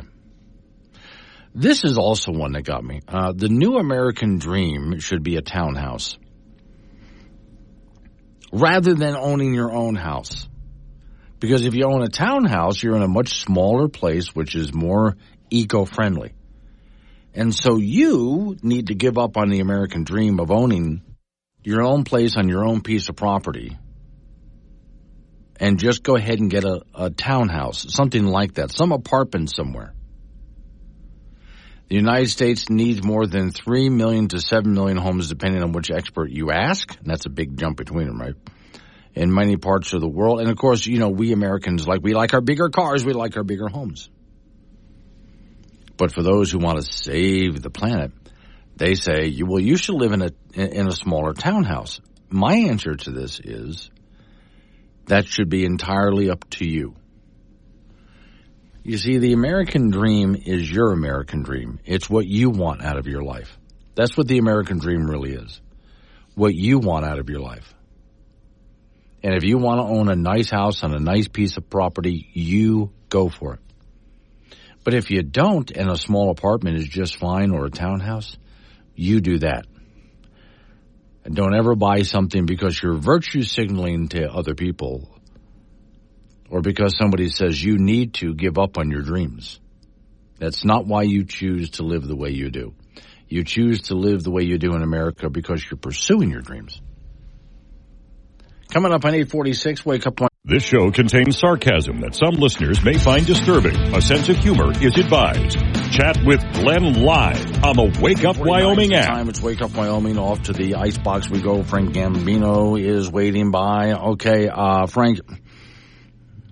Yes. There you are. Okay. A guy writes a letter to his wife. Now. An email or a regular letter with a stamp? It's a letter. It's an actual letter to a wife he's been married to for quite a while. Dear Jane. Dear wife, it starts. Let me start off by saying I love you dearly. Yeah. You mean the world to me. I owe you all to myself, et cetera, et cetera. But he has to come forward with the truth. He says, I hate to do it this way, but essentially the letter goes on to say this October 22nd, 2024 marks the opening night for the New York Knicks 24-25 season. Okay. I'll be watching the game tonight. That means from 7 p.m. That's when the game starts, pregame, to whatever time the game ends. I will not be your husband and father. Y'all on your own for a couple of hours.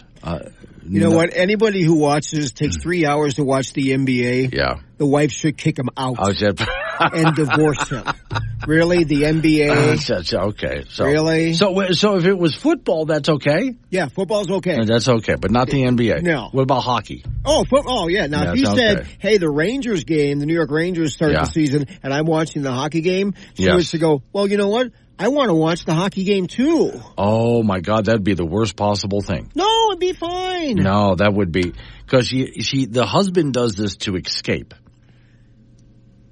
What, escape from? Her. Oh, well. So, and the family. It's escapism, right? You know what? If you really want to escape, go to the game. That would be a thing, yeah. He can go to the game. But not to the NBA game. Sorry, there was only one seat available. Yeah, right, yeah. There's no room for you guys. Yeah. And then she's watching the game on TV and he's in the front row. Yeah. National Football League, some former Wyoming Cowboys did quite well over the weekend. Casper native and Cincinnati linebacker Logan Wilson had 10 tackles, 6 of them solo, in the Bengals' 21-14 win over Cleveland. Wilson was on the field for 84 defensive snaps in the game. Buffalo quarterback Josh Allen, 21 of 33 for 323 yards and a pair of touchdown passes as the Bills clobber Tennessee 34-10. New Orleans defensive end Carl Granderson with 3 tackles in the Saints' 33-10 loss to Denver back on Thursday night. And Laramie native Frank Crum got into that game for the Bronco offensive line with a couple of snaps. And he was also on the field for a couple of snaps on special teams. In college football, the Wyoming Cowboys at home on Saturday night to take on Utah State and Laramie. Both teams are just awful at 1-6 overall. And the Cowboys are coming off a 24-14 road defeat to San Jose State to drop them to 1-2 in Mountain West play. The Cowboys will employ 2 quarterbacks this week, thanks to continued poor play from starter Evan Swoboda. The offense in the passing game has been stagnant, and Swoboda threw a bad interception in the fourth quarter of that game on a screen pass, and he's done that before. So now he will be joined by redshirt freshman Caden Anderson, who's got a lot of upside, but hasn't played very much. And he got into last week's game, but also threw 2 interceptions and a TD pass. And if you thought Wyoming was bad, Utah State is worse. It'd be a disaster for the Cowboys to lose this game, especially against a sieve of a defense that Utah State has on the field. Now, so far this season, the Aggies have given up 50 points to New Mexico, 50 to UNLV, 62 to Boise State, 45 to Temple, and 48 to USC. UW with 3.5-point favorites in the game, even though this contest shouldn't attract all that much attention. 5 p.m. kickoff from War Memorial Stadium on Saturday night. We'll have that for you on K2 Radio in Casper and KOWB in Laramie. Junior college volleyball, Casper College is 7-21 on the year after 3-1 loss to Central Wyoming over the weekend, then a 3-0 win over Northwest Opal. Birds will be at Western Wyoming and Rock Springs tomorrow. The LCCC volleyball team in Cheyenne 10-16 after a 3-1 loss to Eastern Wyoming last week and a 3-1 win over Gillette. They'll be at Central Wyoming and Riverton on Friday. Wyoming Cowgirl volleyball team at the Division I level lost to San Diego State in 3 sets over the weekend, so they're 3-5 in Mountain West play, 11-7 overall. They will be at the Air Force Academy tomorrow in Colorado Springs. And that's it in sports. So basically the UW game this weekend is to find out who's worse. It's the Who Cares Bowl. Yes, it's all the way to find out the bottom of the barrel. So yes. I don't ask who won the game, who lost it worse, who looked worse. Well, you can turn that any way you want to. Right, yeah. I just don't understand. Well, I do. Okay. I can't imagine people actually going or watching. What about sponsors? They got to. They're paying. Yeah. Well, there's the thing though. Would you want to pay for this game? Because not a lot of people. You're already paying bulk to start this year. Oh, okay. You take it as it goes. No. Hey, basketball's coming up. Yeah, but college basketball is coming up. College basketball. College basketball. Okay, you don't That's care. different from the NBA. The whole different thing. Frank doesn't like the NBA. Oh. All right. Coming up on some local business we got to take care of. We're going to roll into news time after that. National local update on the weather forecast. Open phones. Wake up, Wyoming.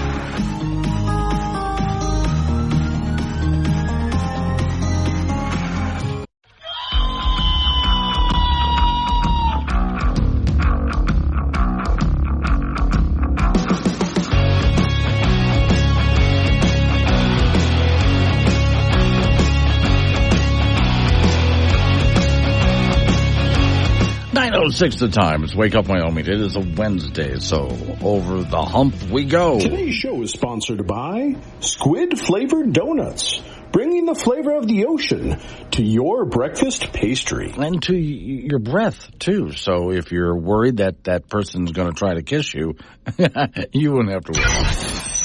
Warning, this show contains reference to guns, liberty, limited government, low taxation, the cult of climate change, free thinking, cigar smoking, short people, rubber chickens, Karen's bureaucracy, liberal buzzwords, tour runs, traffic, toilets, terrible jokes, and more. No apologies will be issued. Guest callers may express any opinion they want without fear of being canceled. Unless you're a loudmouth jerk like Dave, then Glenn will hang up on you. Strap in, hold on to your coffee, and feel free to participate. This disclaimer does not refer to every person named Dave, just one particular Dave from San Francisco. We know a lot of Daves. They call this show all the time, and they're great people. So don't call this program and complain that we use your name. That would be a real Dave move, Dave. Some years ago, the so-called documentary filmmaker Michael Moore did a movie called Sicko, and he took a bunch of people on a boat to Cuba to talk about how wonderful Cuban healthcare was. And I've actually met a couple of people who do think that Cuba has some of the best healthcare on the planet, and they don't. It's literally among the worst healthcare on the planet. So is Canadian healthcare, so is the UK healthcare. Their systems are horrible. Should not be a big surprise to anyone, right? Here's a headline. NPR, National Public Radio, asked why the communist regime in Cuba can't keep the lights on. I can answer that for you, but let's read on. The same reason that California can't keep the lights on.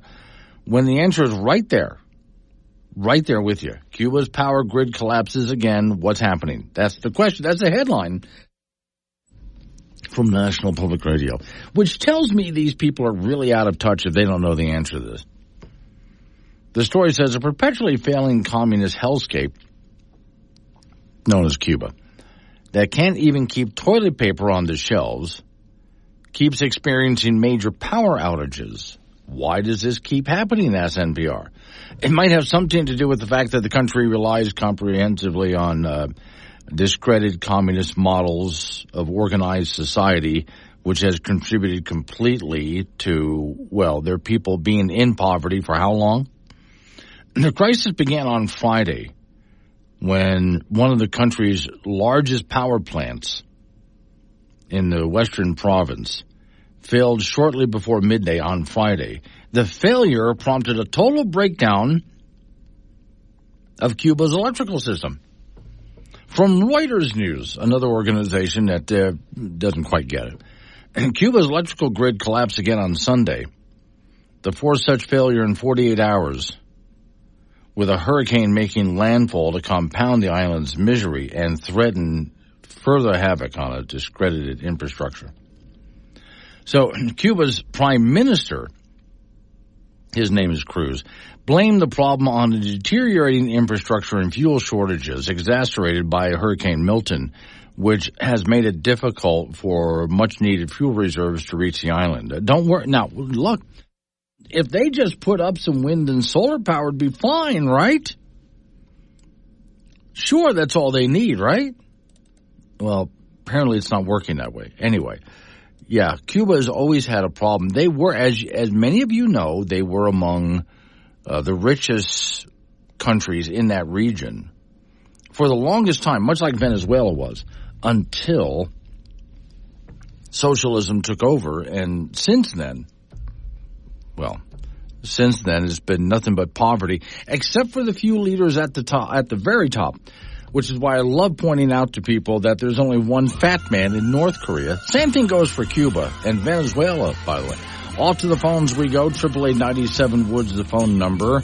That's 888-97-WOODS. Hey, Jude. Hey, I just wanted to do an announcement first.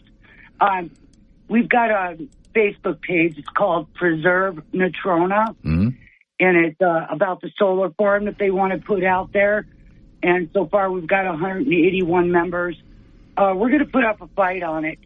And I just wanted to let people know that there is a petition circulating around town. I've got one. Another gal, I guess, is going to be up at Walmart. I'm not sure if it's east or west yet, but she'll be passing, getting signatures on it. We've got to kill this in the early stages, like I said, in planning and zoning. And it's really important because everybody out there depends on their well water, and we just can't have this, not to mention the animals that are going to be, a detriment to them as well. Secondly, you're going to love this. I met a guy, he's building a little shed for my generator. Right. And he was out here, and we got to talking, and he said, that landfill is crushing some of those wind tower blades. And that stuff is blowing in the wind. Well, it's landing on a lot of the folks over on Coal Creek. I'm kind of wondering if there's anybody else over there that's experiencing the same thing that this guy says, that he showed me his hands. Yeah. And out of his sores that he has on his hands, he's pulling actual fibers of fiberglass out of them. He says it works its way into your body like it's pelting you with glass shards, because that's what it is, fiberglass. Yeah. Okay. And he says that it's been doing this for the last 6 months. His hands are full of this stuff, and he actually, the only way he can get it out is if he takes a razor blade and tweezers and pulls it out. He actually pulled out a piece of fiberglass sitting right here in front of me. So this is a real story. This is true. I don't know why the DEQ isn't all over this. Right. And then I found on the website of the city, yes, they are crushing them. And it's blowing in the wind. The gal, her husband, or his wife, Christy is her name, she said, you know, in Oregon, when they crush them, they have to do it indoors because it can't be flying through the air. Now, we know Oregon is pretty liberal, but at least they figured out up there that you can't just have this stuff blowing in the wind. Right. For the same reason you can't have asbestos in your house, which is basically a type of a glass fiber, essentially, that you get into your lungs. He says his legs are pelted with it, his arms. I can't help but wonder what his lungs probably look like. He's going to go to the VA and get something going with them to figure out what, to confirm his thoughts. And this guy is not like a drug addict or anything like that. He's a 55-year-old vet. And he said he's never had so much pain in his hands and arms, and he can feel it when it goes into his body. And it doesn't come out like a splinter. It finds its own way out. So it's coming out in weird places on him, like in the knuckles of his fingers, in the creases. It's really, this needs to be looked at. Okay. This needs to be taken. Well, if he gets a doctor's visit and gets some kind of results, I would love to hear what they are. Yeah, no, definitely. And I guess he's scheduled to go in this next couple weeks, so we'll know something back about that. But we do have that preserved Natrona County. I don't know if we're going to do any good because, these guys could just turn around and take us to court too. But I think we've got a little more bang for our buck on this one, because it's going to be a detriment to the water table. It's going to be a detriment to the aquifer.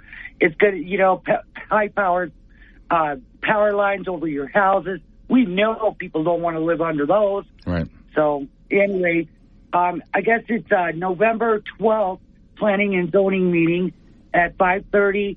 I suggest everybody attend this. We have got to put the skids to this kind of stuff. And we're just now finding out what wind towers do.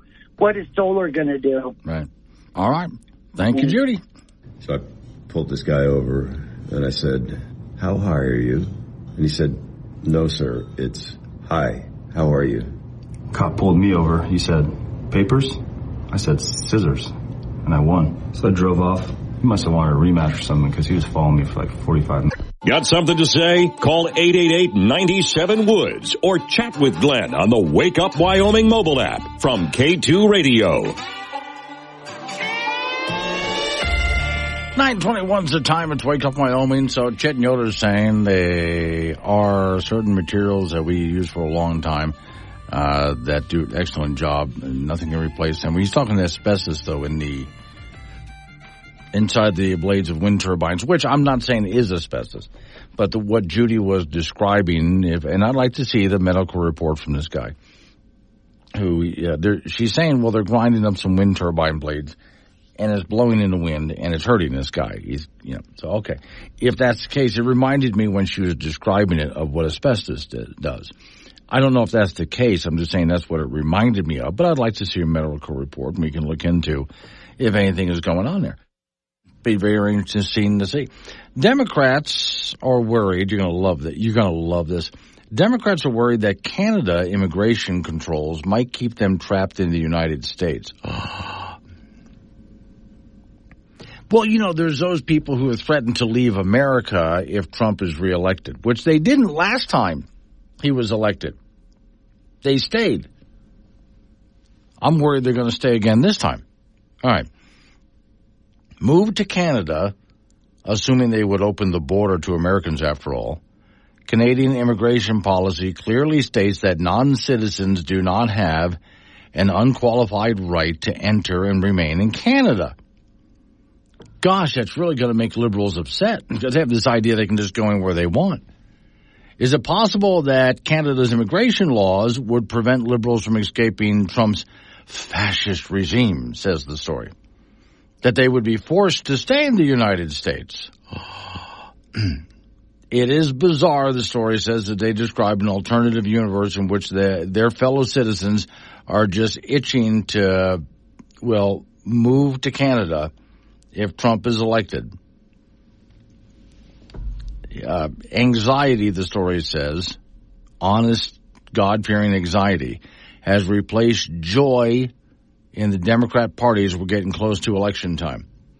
And there's many out there who have said, that's it, I'm just moving to Canada. Now, again, then why not? If that's what you swear you're going to do that, and you did that last time, well, then why not do that this time? Now, by the way, we have a moving program for you, for those people who swear that they're going to get out of the country.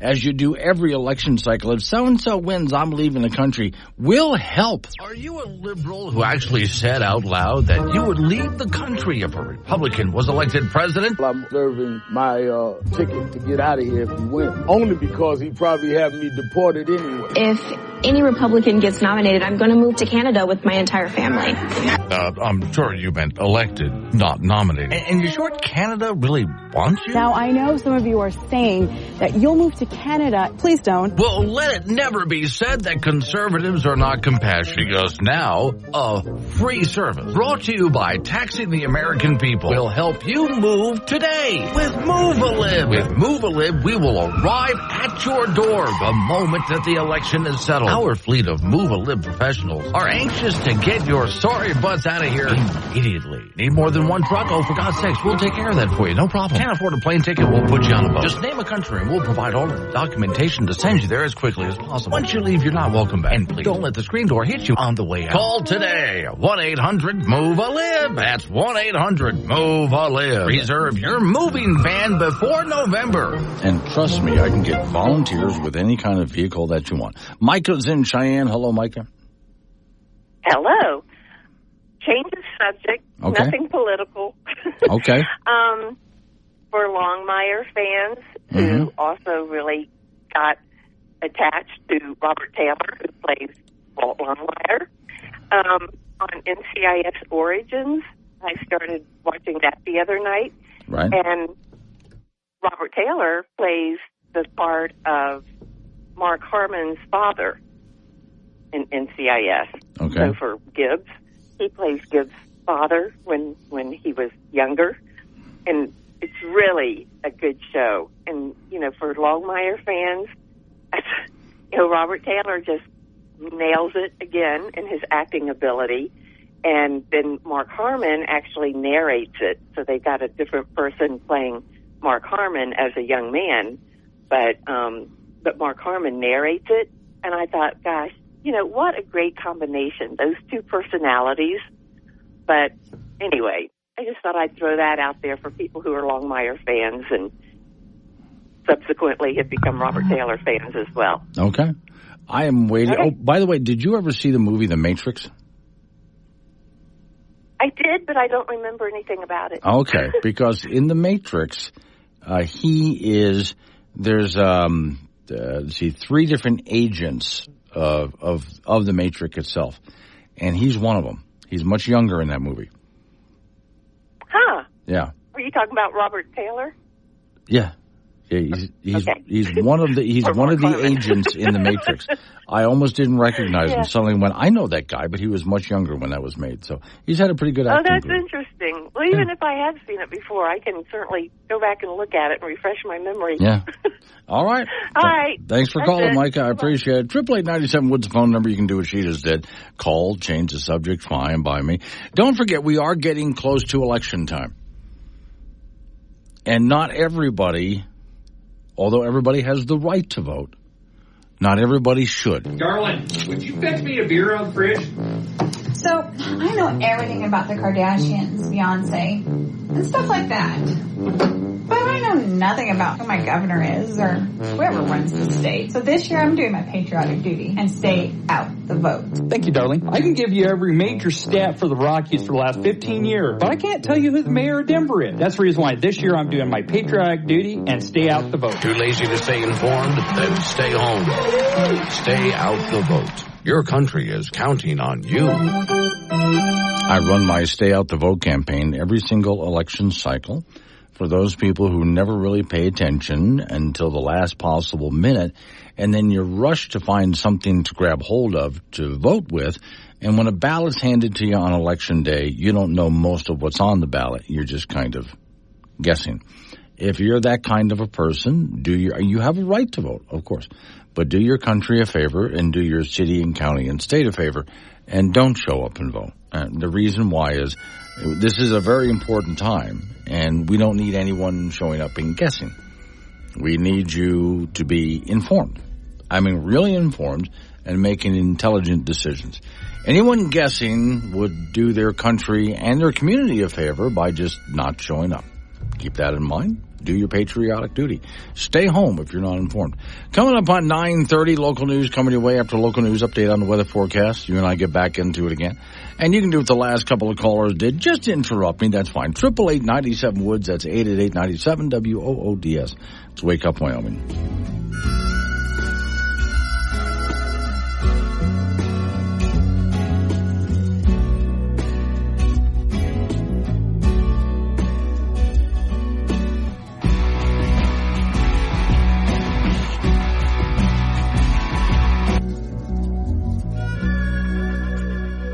Now, Glenn Woods fits in your pocket with the Wake Up Wyoming mobile app. This is AM 1030, K2 Radio.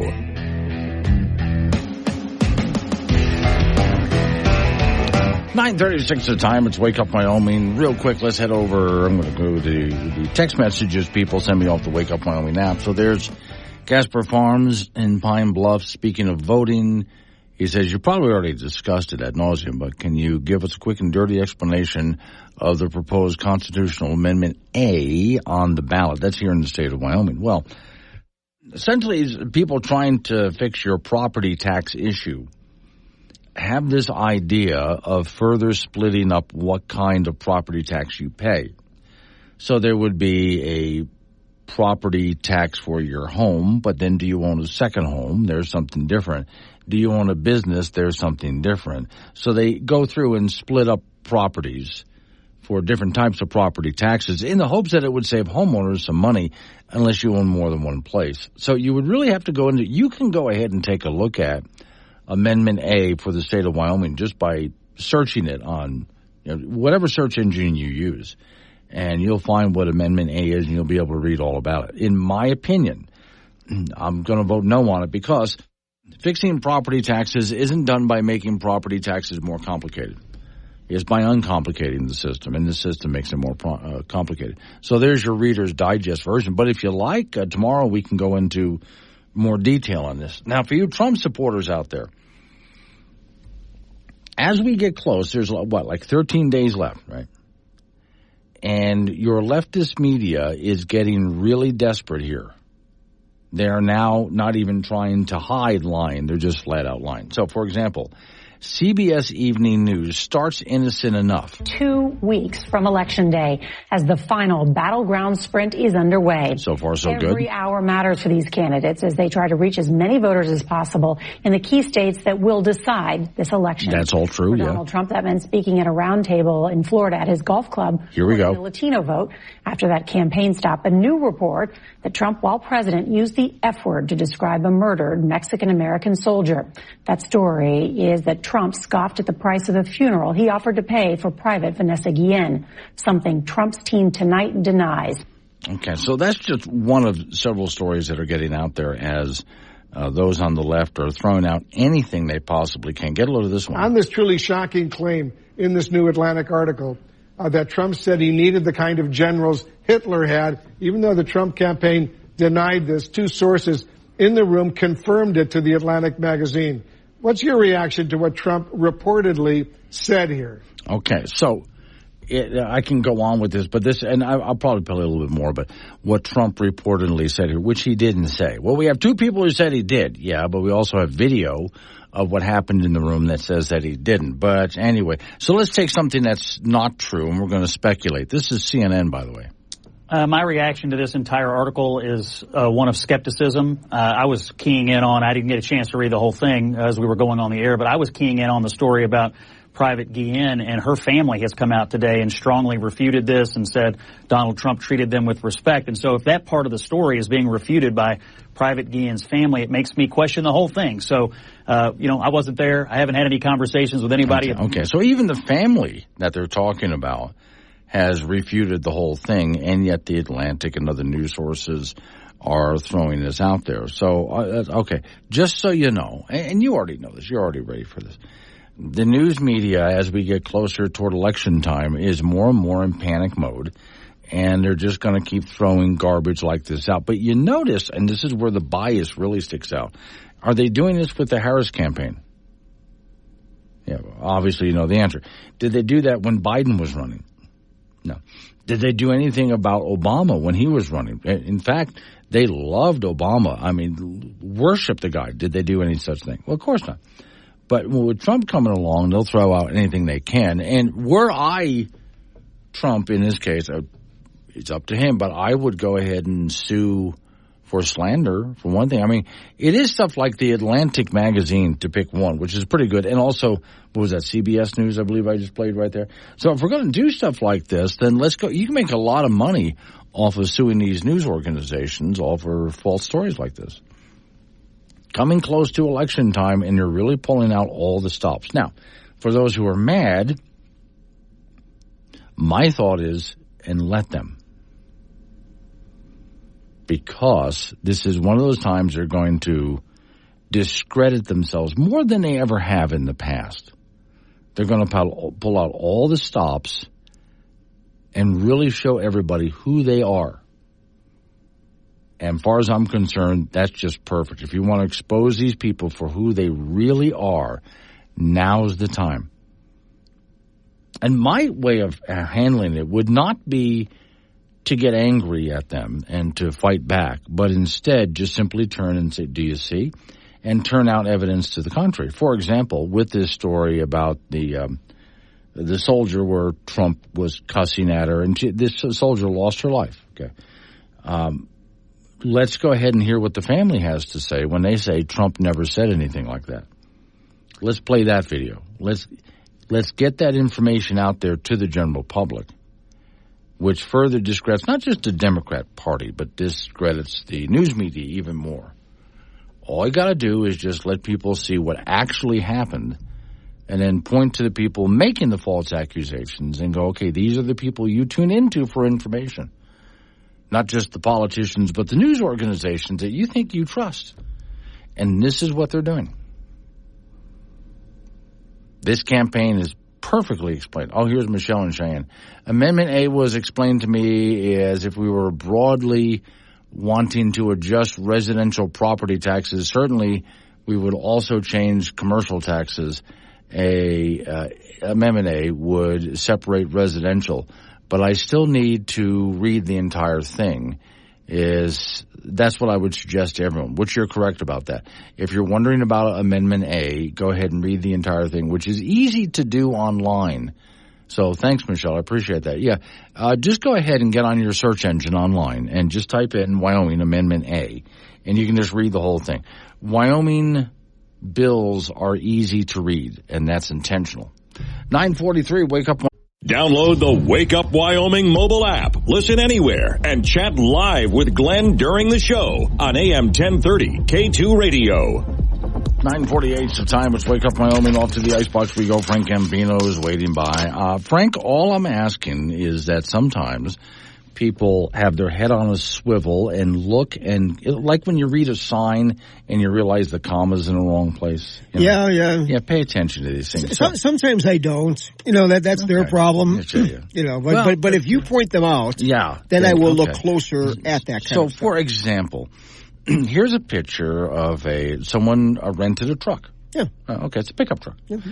And they put a bunch of stuff in the back. Now, as the husband is driving, the wife is sitting in the back, just keeping an eye on this stuff. So she's in the back of the pickup truck. She's in the back, and that's fine.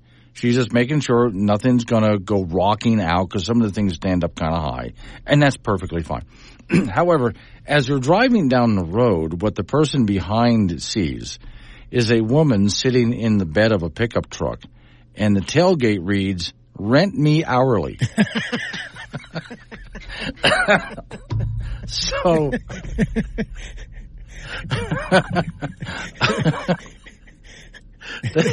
yeah, I'm thinking. Yeah, okay. Yeah, this is where you might. The husband should have closed the tailgate of the truck and stepped back and said, "Before we go, is there any tape on here or something?" Yes, anything that stands out to me that might be a problem. Now, the wife and then people are beeping the horn. Beep, beep, beep. Yes, beep, exactly right. I'll take 2 hours. And now the wife is not going to notice anything. Oh no, until that picture that I just talked to you about was taken and is put up on the internet. And then it goes viral. And some radio talk show host starts talking about it with his sports guy on some morning show. Now the husband's in a whole lot of trouble. And I wonder, did it ever get back to her on that? Because this is not, Frank, this is not the day and time where you could just take up the picture and rip it up and burn it and she'll never see it. Oh, no, it's on there forever. Yes. Forever. Yeah. So forever. We'll just keep it. We'll just keep it there. College football. The Wyoming Cowboys will try it again on Saturday night in Laramie. They'll take on Utah State in Mountain West Conference play. Both teams have just been playing bad this year, 1-6 each. Cowboys are coming off a 24-14 road loss to San Jose State, so they're 1-2 in Mountain West play. The Cowboys this week are going to employ 2 quarterbacks, thanks to continued poor play from starter Evan Svoboda. And the offense in the passing game has just been stagnant. And he threw a bad interception in the fourth quarter of that game on a screen pass. So when they go to this platoon system, redshirt freshman Caden Anderson will be in there. So they're going to shuttle these guys in and out whenever they feel like they need to. And Anderson was in the San Jose State game, threw a touchdown pass, but also a couple of interceptions. If you thought Wyoming is bad, Utah State is worse. It's a disaster for the Cowboys if they lose this game, especially against a team that is just really, really poor on defense like Utah State. So far this season, the Aggies have given up 50 points to New Mexico, 50 to UNLV, 62 to Boise State, 45 to Temple, and 48 to USC. The Pokes are 3.5-point favorites, although in a battle between two teams that are 1-6, that shouldn't attract all that much attention. 5 p.m. kickoff from War Memorial Stadium on Saturday night. We'll have that for you on K2 Radio in Casper and KOWB in Laramie. The NFL, some more former Wyoming guys did pretty well over the weekend. Casper native and Cincinnati linebacker Logan Wilson with 10 tackles, 6 of them solo in the Bengals win over Cleveland. Wilson was on the field for 84 defensive snaps in the game. Buffalo quarterback Josh Allen, 21 of 33 for 323 yards and a pair of touchdowns in the Bills' big win over Tennessee. New Orleans defensive end Carl Granderson with 3 tackles in the Saints loss to the Denver Broncos back on Thursday. And Laramie native and Bronco offensive lineman Frank Crum was in there for a couple of snaps on the O-line and also was in there for a couple of snaps on the special teams. Division I college volleyball, the Wyoming Cowgirls lost to San Diego State in 3 sets over the weekend. They dropped to 3-5 in Mountain West play, 11-7 overall. They'll be at the Air Force Academy tomorrow in Colorado Springs. Then junior college volleyball, Casper College 7-21 on the year after a 3-1 loss to Central Wyoming and a 3-1 win over Northwest DePaul. The Birds will be at Western Wyoming and Rock Springs tomorrow. The LCCC volleyball team from Cheyenne 10-16 on the season with a 3-1 loss to Eastern Wyoming and a 3-1 win over Gillette College. And they will be at Central Wyoming and Riverton coming up on Friday. That's it in sports. So I'm just going to go under the impression here that after this whole season is over for UW, they're not getting a bowl game like they usually do. They would have to win the rest of their games. Yes, and they're not. They're not. Do that. No, they will not be Boise State, and they will not be UNLV. Okay. So the answer is everyone can save their money and then go do something else. Right. Or just go to Arizona and just have a vacation. All I need is them just to win one more game so I can go out and buy a Wyo Lotto BOGO ticket.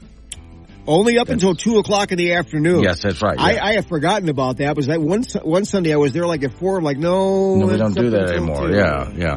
So one more game, guys, so I can go out and buy that ticket because I need a new airplane, Frank. So, did you crash it? No. No. I just need a new one. Oh. Just like you need a new car, but you won't admit it. I do need a new car. Yes, okay. I'm not going to get it through the lottery. No, you're not. No. But I am. Okay. As soon as they win that next game, which will happen when hell freezes over. Right, yeah. Good luck with that one. Yeah, all right. Thank you, Frank. Coming up on some local business, we have Take Care. We're going to roll into news time after that. It's Wake Up Wyoming.